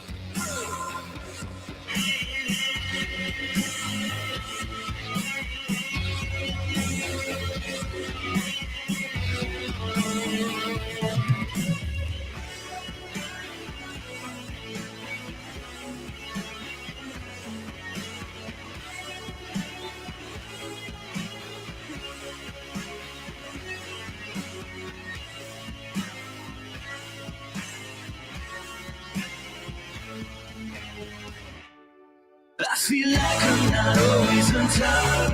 Holding on and it's never enough.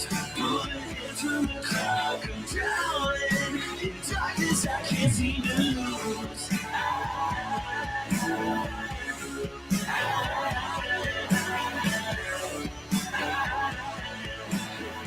Waiting for the moonlight to crawl in this room.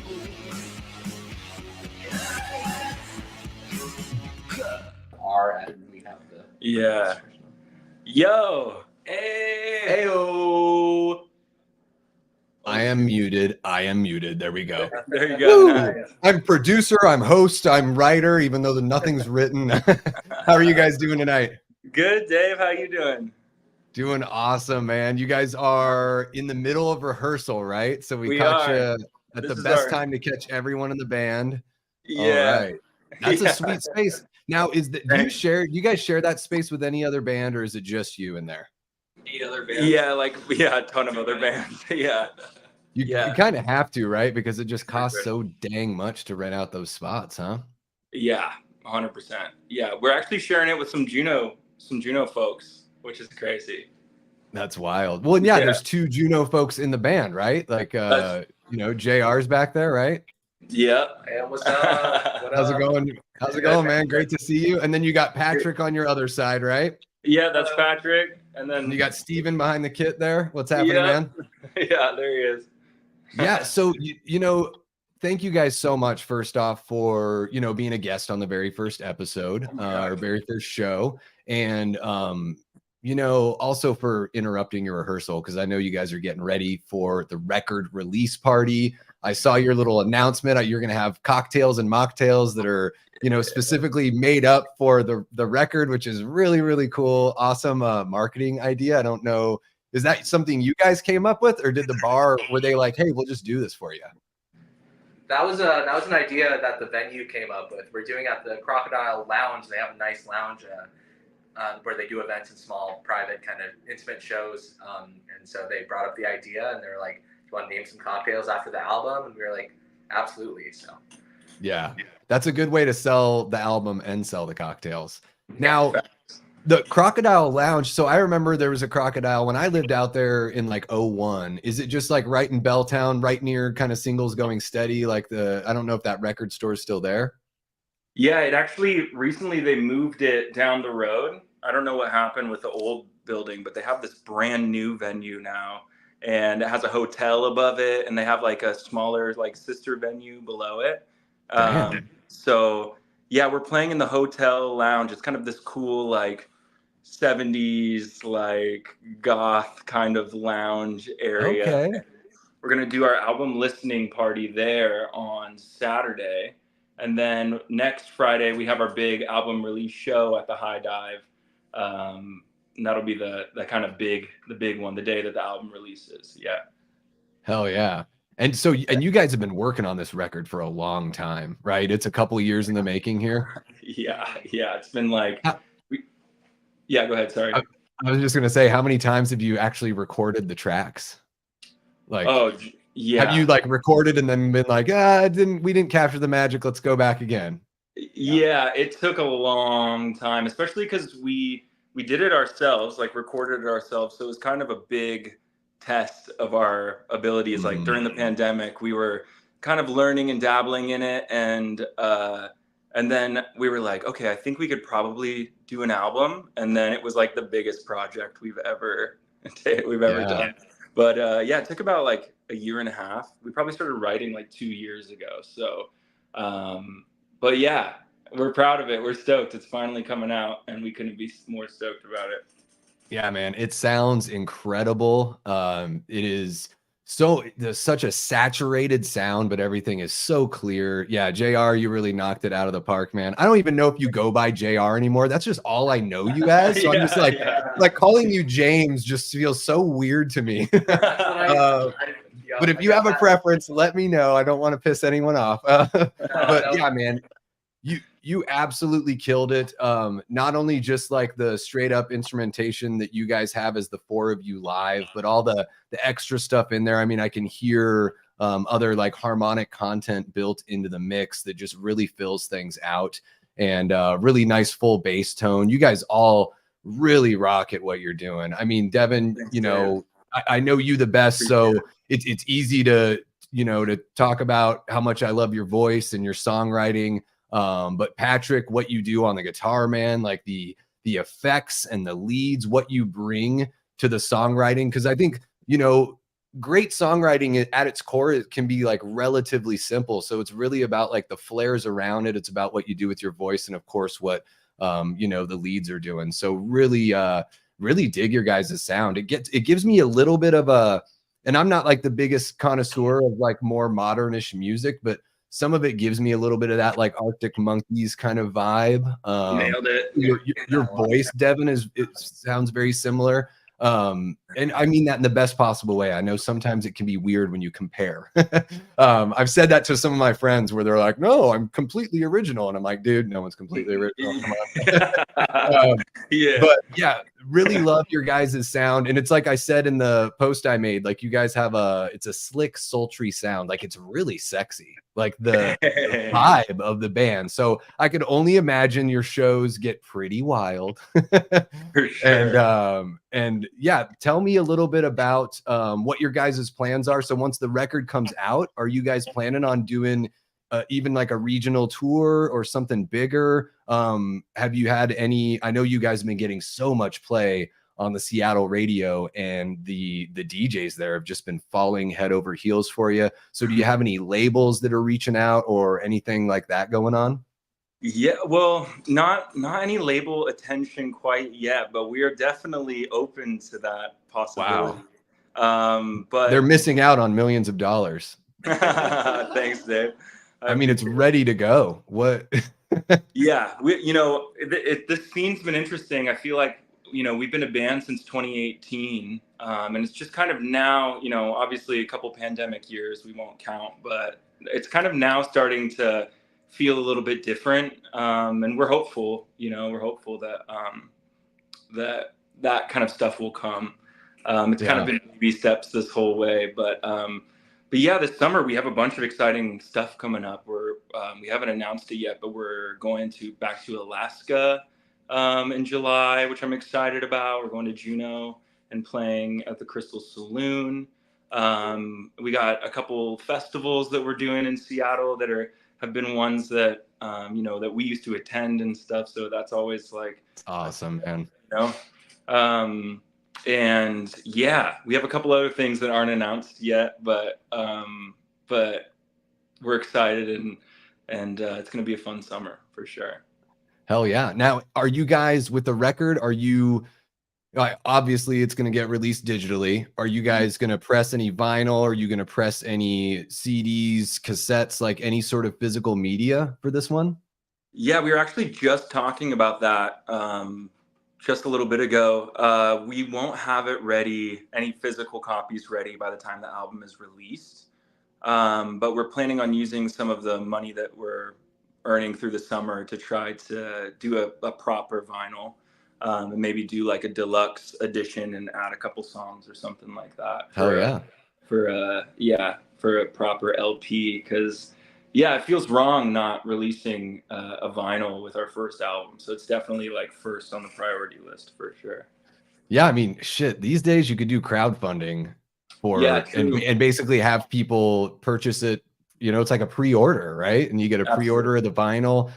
Like Kate and I have we're at like 550 records in our collection now. And it's like, I still think that nothing sounds as good as vinyl. You know, recording digital, all that stuff's a-okay with me. I don't mind listening to stuff digitally, but there's something about the pops and the warmth.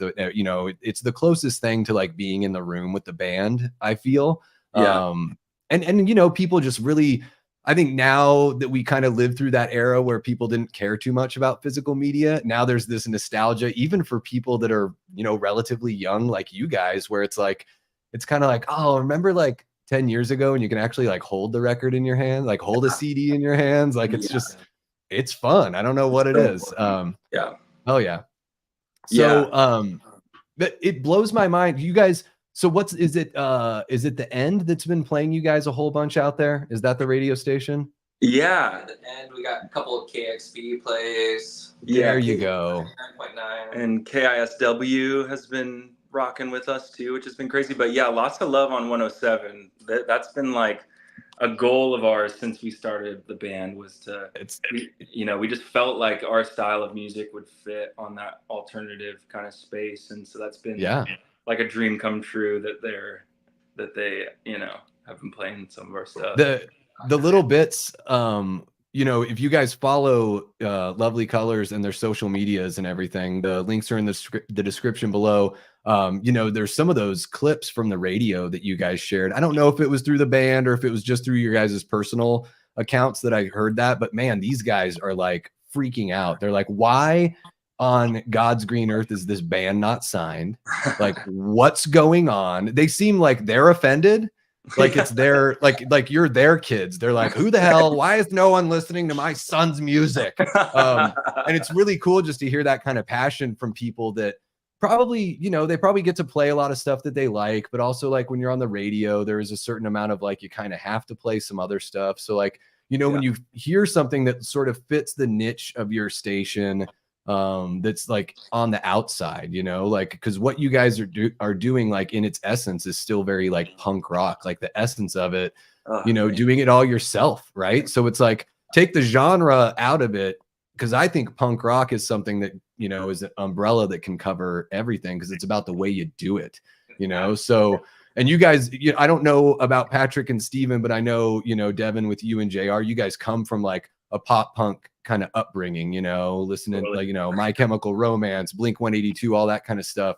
But it is really cool. I think one of the things I really admire about you, Devin, and what you guys have done as a band is that that you found your own style, so like you grew up with all this stuff, but you found a way to put your own voice out there. I think, being an artist is about finding your voice, and it's kind of a continual process. And it's really cool to hear you put music out there that's not just, oh, it sounds like Blink 182. You know what I mean? Like it's really cool to hear something next level where it's like, I mean, the opening track that you guys have, like that, it's mostly an instrumental.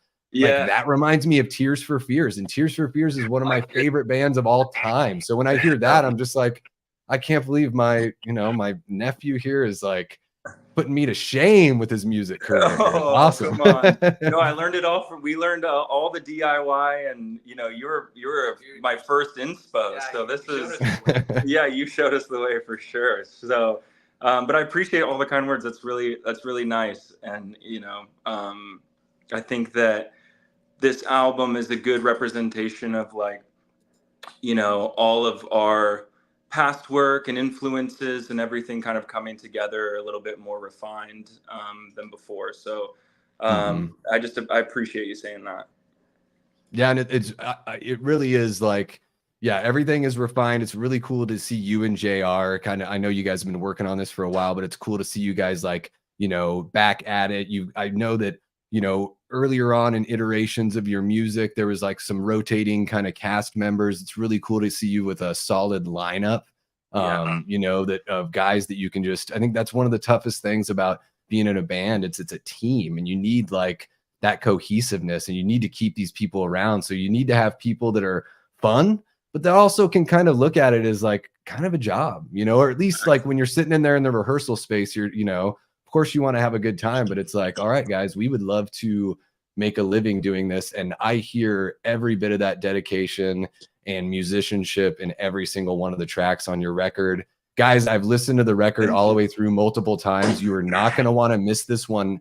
You have to check them out on the link tree. That link has like pretty much everything. They'll be able to find the record when it comes out from there as well, correct? Absolutely. Yeah. We'll have it up. Okay. For sure. Perfect. And guys, go and check out their YouTube page to check out some of the other videos. If you happen to live in Alaska, you can see them this summer. And of course, in the Seattle area, if you guys are playing festivals, then that's you don't have to tell me which festivals, but maybe, just maybe, you could come down here at some point, all of you guys, and we could see you down in this in the hot desert. Don't come in the summer, come in the winter. Yeah, we'll come this winter. Oh yeah. And so I wanted to ask really quick about KEXP. Have you guys Yeah. they do a whole bunch of live performances on there. Have you guys had the chance to do that and I've totally missed it? Or is that something that they usually only offer to people with like representation and a label? That's a good question. Yeah. Were you going to say something, I was Patrick? just thinking out loud. Oh, yeah. Yeah. No, we haven't been offered it. We did do something similar with Jet City Sessions. We did a live Mhm. session with them. Yeah, they seem to they do a lot of touring acts, and every once in a while they'll throw in some locals. So Gotcha. we're hoping that now that we're a little bit on the radar, maybe that will come our way, and because that would be a dream come true for sure. It's on the to-do list. Yeah. Yeah, they do. I feel like they do a pretty good job there. It's I've watched that Beth's performance on there a few times, and the Pup. I don't know if you guys know Pup. Oh, Watch Puff, yeah. That band is just talk about unbridled. That band is just the most wild band I've heard in such a long time. And I'm like, everyone's singing. These guys are just nuts. It seems like chaos, but it's so beautiful at the same time. I guess that's the fun thing about music, right? Absolutely. So Steven, you're pretty quiet back there on the drums. I get it. No, what's happening, man? What's going on? Hey, so oh, absolutely. I am always curious to know with drummers because, as somebody that has spent time like writing music, the older I got as a songwriter, the more I was like, man, now that I'm familiar with playing with drummers, I'm sort of like writing my rhythms and writing my guitar parts with like certain drum parts in mind. Mm-hmm. So, when you approach songwriting and, contributing your part to Lovely Colors, what is it about the writing process? Does Devin usually bring something that's like pretty much ready to go? Does he bring things in pieces? And then how do you work, or how do you figure out, okay, I'm going to do something that shows off what I can do, doesn't get in the way, and complements the piece? What's that process like for you? I was telling Devin a couple weeks ago, I was like, dude, actually, you're really good at producing drums, like these fake drums. I'm like, honestly, how long did you take to make these? Because it sounds pretty good, ready to go. Are you trying to push me out of a job? I'm like, dude, you want to back me too? I'll take a vacation a couple times. But yeah, so I take what he has because obviously that's like the main idea that he has in mind. And then I don't vary too much unless I think it clashes, but there hasn't been a situation where I'm like, that's not going to work. But I think that he leaves a lot of room for me to fill in the blanks. He's not writing like every single bar or everything. So, it's kind of a team thing, but nothing that he senses exactly what I play, if that makes sense. But it's very, very close. Gotcha. Yeah. So you kind of use that as like a jumping off point, sort of figure out, what kind of fits your style and what you're thinking that's kind of in the same ballpark. Yeah. I've never even played in a rock band before this band. So I'm kind of learning that style, which I don't know. I think I just always look at rock drumming as kind of like the basics, like where you would start.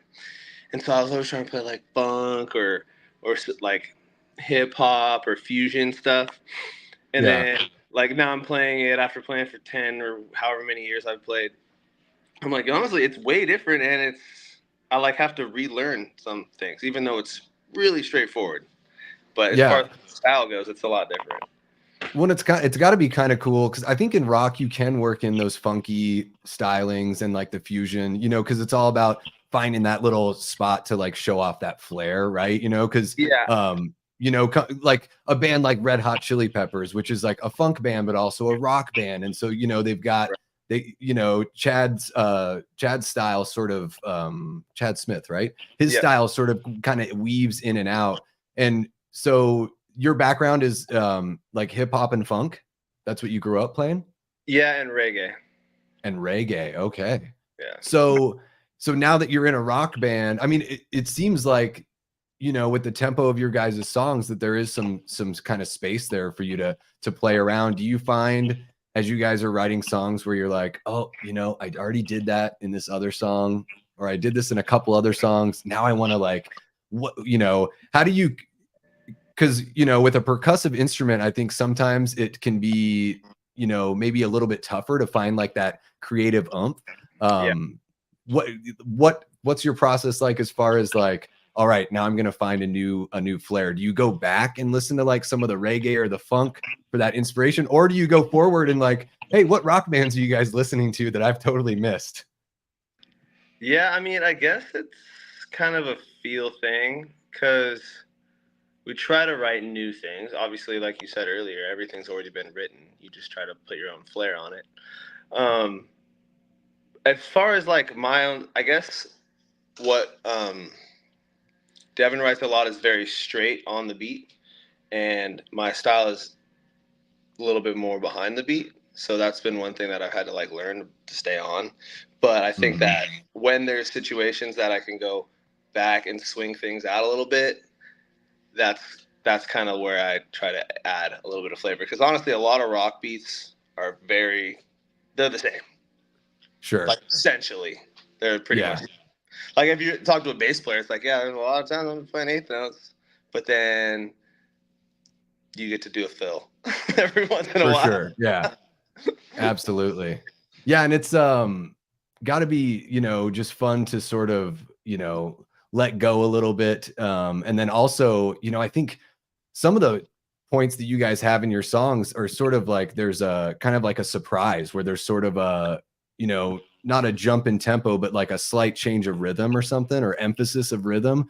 And it's sort of like, you know, like a punchline in a joke, you know, with songwriting, it's sort of like giving the audience, making them feel comfortable, and then giving them something that's a little unexpected, that kind of hooks them in. You know, I think I've been so in love with drums my whole life. I cannot play them at all.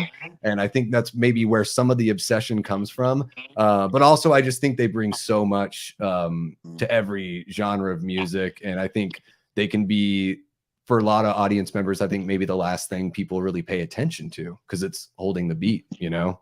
Yeah, I mean, if you think about a lot of the hybrid bands out there, or even just like hip hop artists, if they're bringing like one instrument, a lot of them are drummers now, because there's just a lot more going on, and people can watch it. But everything can be back these days, so you can put everything in the back. You can. True, but it's true. Or just like, okay, yeah, we'd love to have 11-piece band, but sure, affordable. We try to look at it. Like, that gets spendy real quick. Awesome, man. Well, thank you so much for letting me pick your brain. Let's see who else got. I don't want to take up. I thought I heard somebody come in, so I don't know if you guys have to take off. No, we're good. We're good. Yeah, you guys are good. Okay. The glory of us sharing a space with a bunch of bands. They're like in here switching out gear and stuff while we're playing. Oh yeah, no worries. Hey, yeah. It's a YouTube late night show. It's no biggie, of course. So let me pick your brain here, JR, for a second. So you are the engineer of, you know, of the final product. Once you guys are ready to go to quote unquote tape, that's all you. So what was I imagine you must have been, you know, dabbling in recording, you know, even in your younger years, but at what point did you sort of make that leap and be like, okay, I'm just going to be the guy for this band that takes care of that and makes it happen? Probably for Lovely Colors, probably around COVID, when we had nothing to do and be inside. I finally had the time and the monies, the COVID monies, to get some recording gear. So I got new computer interface, monitors, all of that. And I had gone to recording school, Craft, there in Arizona, actually, right after high school. And so got some chops there and learned a bit there. But with LC, it's the first time I've really, I guess, just owned, like, I'm mixing this project and getting like an actual mix credit on it. So hell yeah. And you track everything too, right? It's kind of like a hybrid. Like we track drums with Cole Paramore, who's a Juno Friend drummer. Oh yeah. And then we kind of track guitars all at our home studios and all that, and then I mix everything. Nice. Dang, it sounds like you guys have got a pretty awesome teamwork vibe going on. And And then, you know, playing bass in Lovely Colors, that's got to be pretty fun too, right? Because you've got, you know, you can hold it down, but you also have some like room to kind of work in some of those sexier grooves there. And you know, with all the, like with the vocal, like, you know, with the all that kind of stuff that you guys have going on. What does Devin come to the table with that, or is that something where you guys are rocking out and you start emphasizing it and you're like, how about we put a vocal hook there? Like, do you play a little bit of producer too? Because I know, you know, you're a songwriter, like, you know, do you play a part in that coming from the rhythm side of things? I think there's a tiny bit of playing producer, especially when it comes to writing lyrics. Me and Devin have sat down a bunch to talk about just all the lyrics for all the songs. Lyrics are very important to me, and so it's just, we just want to make sure that the lyrics are always on point. And so that's one thing that me and Devin collab on all the time. But it's usually during those same sessions where we're probably recording at the same time, so that's when the kind of production ideas come in sometimes as well. And then other times it's when I'm in the mix phase, I'll also add a few different layers and stuff. If the mix isn't quite there, I'll kind of go into producer mode a tiny bit and kind of add some stuff and try some stuff. So yeah, I think that's one of the most fun part about recording is I'm hearing something that isn't there. Like, we need to record this thing. Like, we need an acoustic there or whatever the heck it is, or we need let's record 12 vocals of just like singing one note, and it'll be like a keyboard. you know, that's like the fun, nerdy side of recording for sure. Oh, yeah. Awesome, man. Well, yeah, that's the record sounds fucking amazing. So you've done a great job. I hope you guys get you know, not only the recognition as a band, but I hope you also get the recognition from your audience, and whoever's fortunate enough to come and sign you guys is gonna want you, you know, playing the same kind of role on this next record, and then maybe even with a big time producer working with you as well. That would be amazing. Would love that. Yeah, that'd be awesome. I've learned so much like with this mixing process on this album, and I'm stoked to learn more and keep getting better. So yeah, that'd be awesome. Oh yeah. Hell yeah. Well, now I've got to pick Patrick's brain here for a minute, and I can let you guys go. I spent so much time talking to Devin. The audience here on YouTube is so sweet hanging out. Look at this. All right. So Patrick. Oh, nice. Yeah. What is so, you know, tell me a little bit about your background as a guitarist, you know, and like what you grew up listening to, and what you know, how you found your way to this role of you know, lead guitar, because it's kind of like, you know, especially the sort of work that you do on the record, it's sort of like almost like another vocalist in a way, like, you know, what you're contributing with your guitar work. It's so much far removed from just playing like different versions of chords. It goes beyond that. Just tell me a little bit about your background and how you approach the writing process. Well, me and Devin kind of trade off leads on a lot of the songs, just depending on where he's got to sing or where the effect pedals are sounding, just what makes sense. But I started playing guitar when I was 13, and a lot of it I learned by listening to the radio, just kind of playing around and finding the key. I played my first show when I was 14. I played a lot of disaster shows. Like 14, 15, not barely knowing guitar, but just giving it a shot, and just got better over time. So you didn't go to no formal school or like lessons or anything? It was just kind of learning from other people you played with and practicing? I did have lessons, and I was also in the jazz program at my high school. Okay. So that gave a little direction towards learning theory and keys and just music theory, learning that stuff. But so do you find that it's... Go ahead, sorry. But most of it, just like I started a band, like the second I picked up a guitar, whoever would play with me, I'd be like, all right, we're in a band now. And then I'd be like way too intense about it, and they'd be like, you're crazy. So, but now like Lovely that Colors, sounds familiar. like that. Yeah, that sounds familiar. I think I lived a little bit of that in my past life as well. Yep. Like, whoa, bud, I think you're a bit too into this music thing. Like, oh man, damn.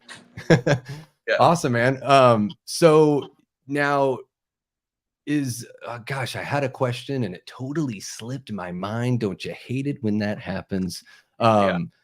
So as far as now songwriting goes, do you gosh, I totally lost it. I'm so sorry, Patrick. Forgive me. We'll scratch this from the show. No, I'm just joking. It's a live show. I mean, like, Devin's the primary songwriter, but we all write songs, and even when like our release songs, they kind of keep evolving.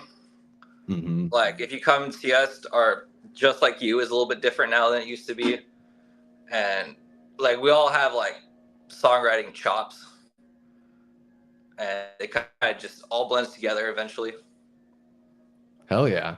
Yeah, you guys have the sound, like I said, is so cohesive, and it sounds, you know, in a way effortless because it's just that tight, you know. It's I mean, this is the kind of sound that you guys have. The saturation in the songwriting is what everybody wants their band to sound like. I'll just say that. Thank you. Absolutely. Yeah, you guys have been so awesome spending some time with me here. I hope all the record labels know what they're missing out on. Do they know what they're missing out on? Tell them, Dave. Tell them. You got a bunch of handsome guys rocking their music, doing it because they love it, not with any stupid hidden agenda. It's just about writing good damn songs, you know. God forbid musicians are out there just writing good songs and it's not about something outside of the music. So really love seeing that for you guys. So pumped for you to finally be able to get this record out. I bet in one way it's sort of like I mean, it's got to be like you're so excited about this record, but also like, what are we going to write next? You know, because I can only imagine what you learn through that process is just going to make the next stage maybe not easier, but a bit more adventurous and just a whole new chapter, you know? Totally. Yeah, we've had the album done since November, I think. So it's kind of allowed us some time to just already start exploring what's coming next. So we're already kind of on to the next thing, but we're definitely excited to celebrate, you know, the next couple of weeks and finally in people's hands and stuff. You've got a birthday coming up the day before the album releases, so that's got to be pretty exciting. Happy early birthday. Thank you. You too. Thank you, man. Appreciate you. And you do have a question here from Tyler. He says, how do you all get along as a band? And what is the movie you guys probably quote incessantly? Yeah, you get a group of dudes around, there's going to be a movie. Yeah, for sure. So for the first question, we get along great. And I think that's, you know, one of the things that all of us have learned with all of our past band experiences is just to, like, you know how to hang. As simple as that is, like, we just know how to, like, be together and there not to be anything really clashing. And I'm really grateful for, like, you know, for this relationship that we've built together, because we can kind of just you know, be ourselves and not you know, we try new ideas, we try everything, and, you know, we're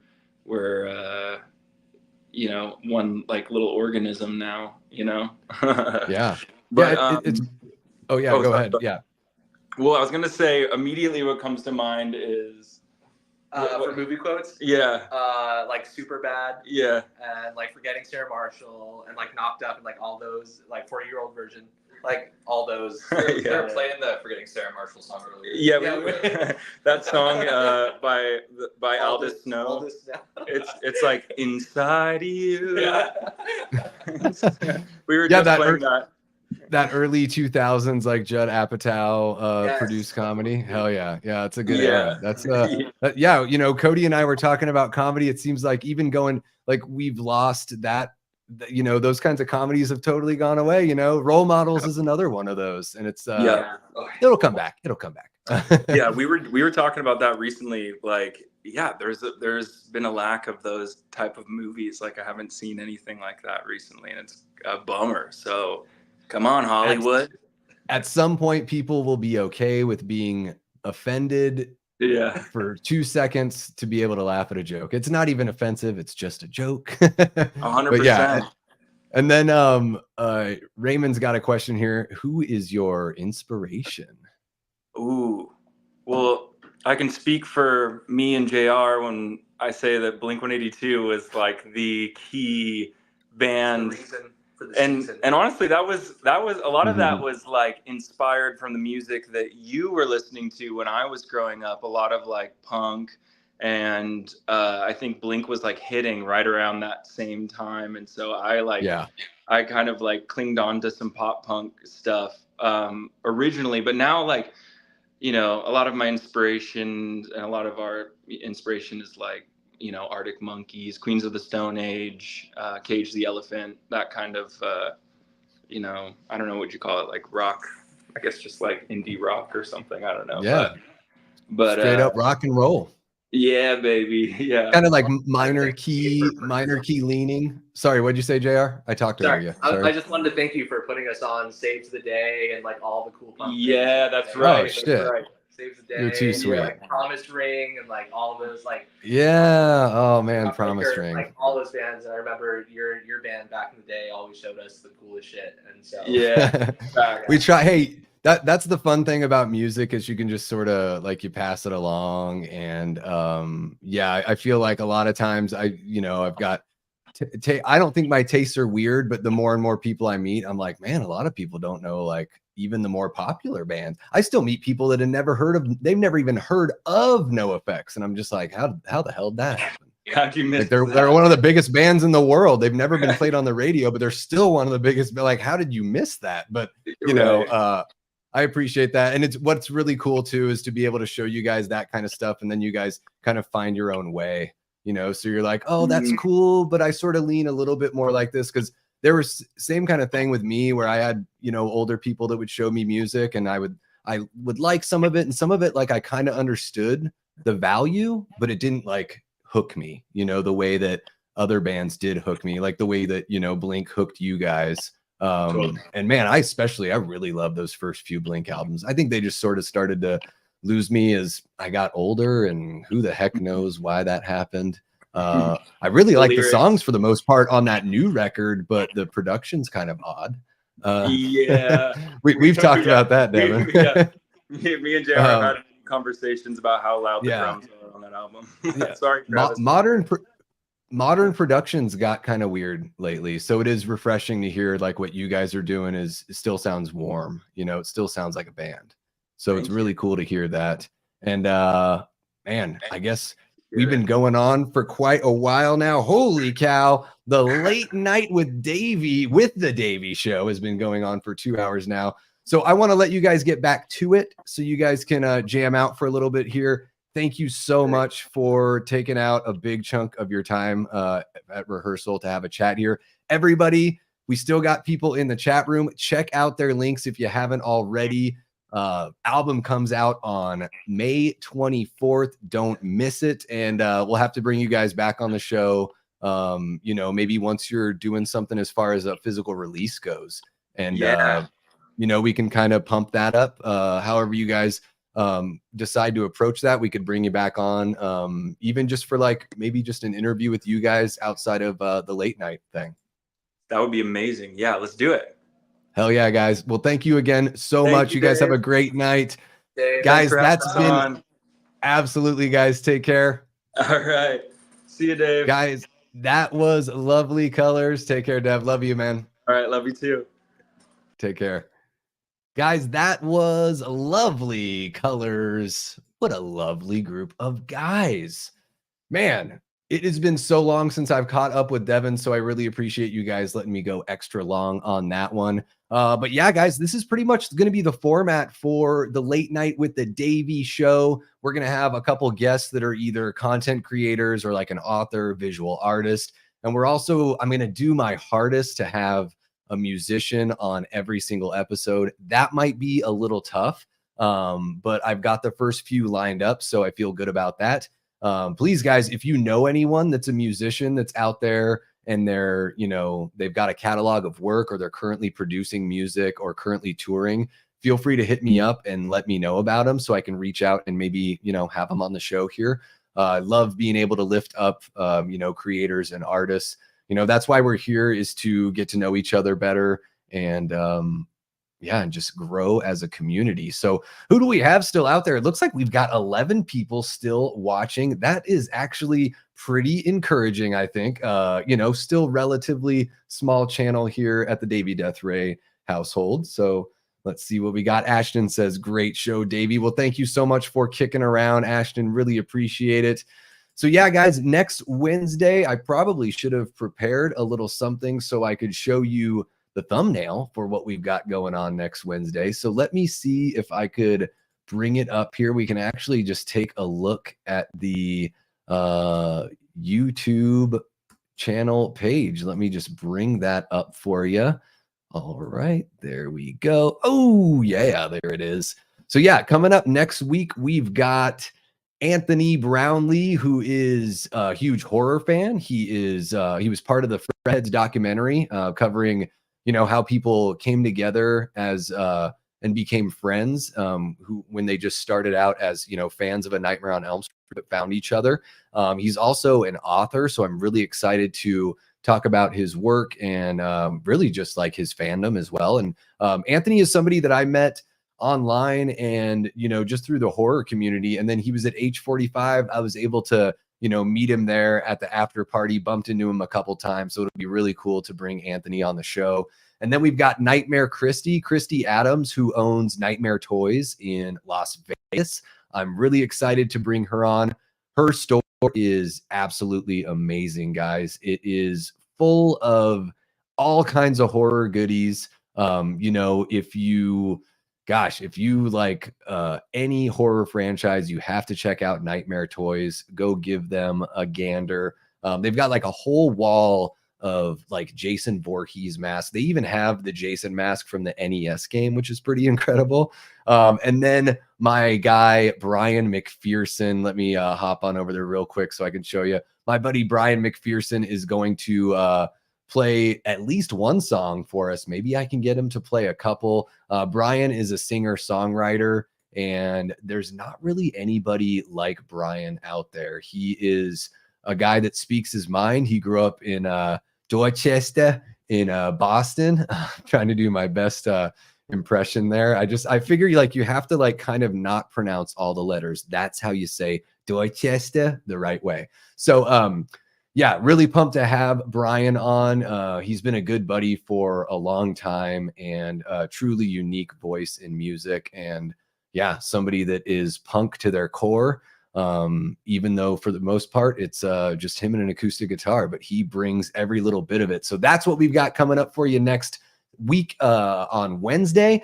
Coming up this Saturday, Kate and I, on my birthday, my 42nd birthday, we are jumping on for another live episode of Movie Date with Davey and Kate, where we are talking Scream 2. We covered the first film in our first episode. We just rewatched Scream 2 again last night. I feel like I've watched that movie like 3 times in the last month and a half, but I really enjoy it. Really pumped to talk about that with you guys.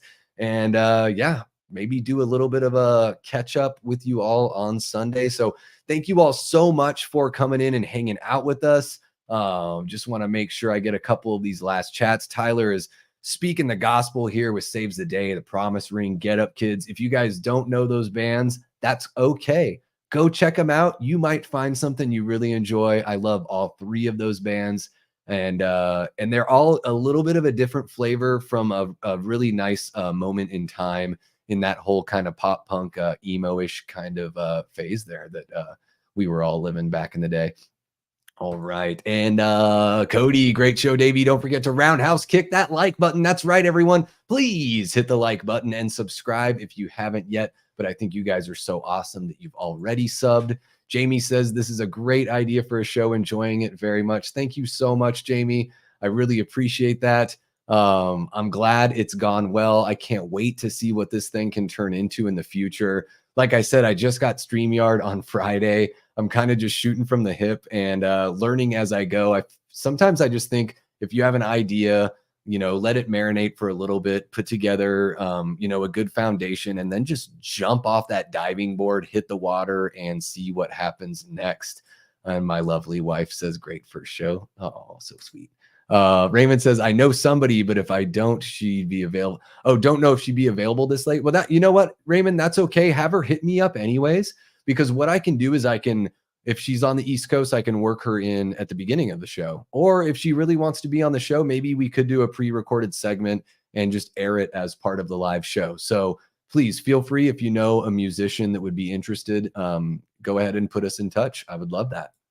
All right. Don't want to miss Brian. Yeah, Kate is right. You do not want to miss Brian. And I have an interview with Brian on the channel. So if you guys want to check that out to get an idea of what his new record is like, I showcase little bits of each song from his new record. But it'll be great to have him pop in. He's got a tour that he's planning, so I want to talk to him about that and then have him play some tracks for us. All right. Justice for Randy. Absolutely, Jamie. Why did they have to kill him? He's so good. Maybe did they do it because they knew it would gut punch us and they had to gut punch us with somebody that we already knew from the previous movie? It had to be that, right? I mean, either Dewey had to die or Randy had to die, probably, right? Be here for movie date. Oh, excellent. Yeah, and that'll be on Saturday, Raymond. Look forward to seeing you there. A good night, Ashton. Have a good one, man. Vanderhoff says, great show. Thank you, Vanderhoff. Have a great rest of your night, man. Thank you so much, Raymond. Really appreciate you. You guys are great. Yes, they did Randy dirty. They did Randy dirty. Well, thank you all so much. I've had such a great time. I was really nervous going into the show. I thought our guests were just absolutely amazing. They made this really easy for me. Thank you so much to Matt FACCI from FACCI Cinema, Cody, aka the Dude from Dude Who Loves Movies, and of course, our musical guest, Lovely Colors. Guys, please check the links in the description below. Follow them, subscribe, check out Lovely Colors' new record when it drops. And yeah, I guess I will see you guys here on Saturday. Until then, I've been and will continue to be Davey Deathray. Take care.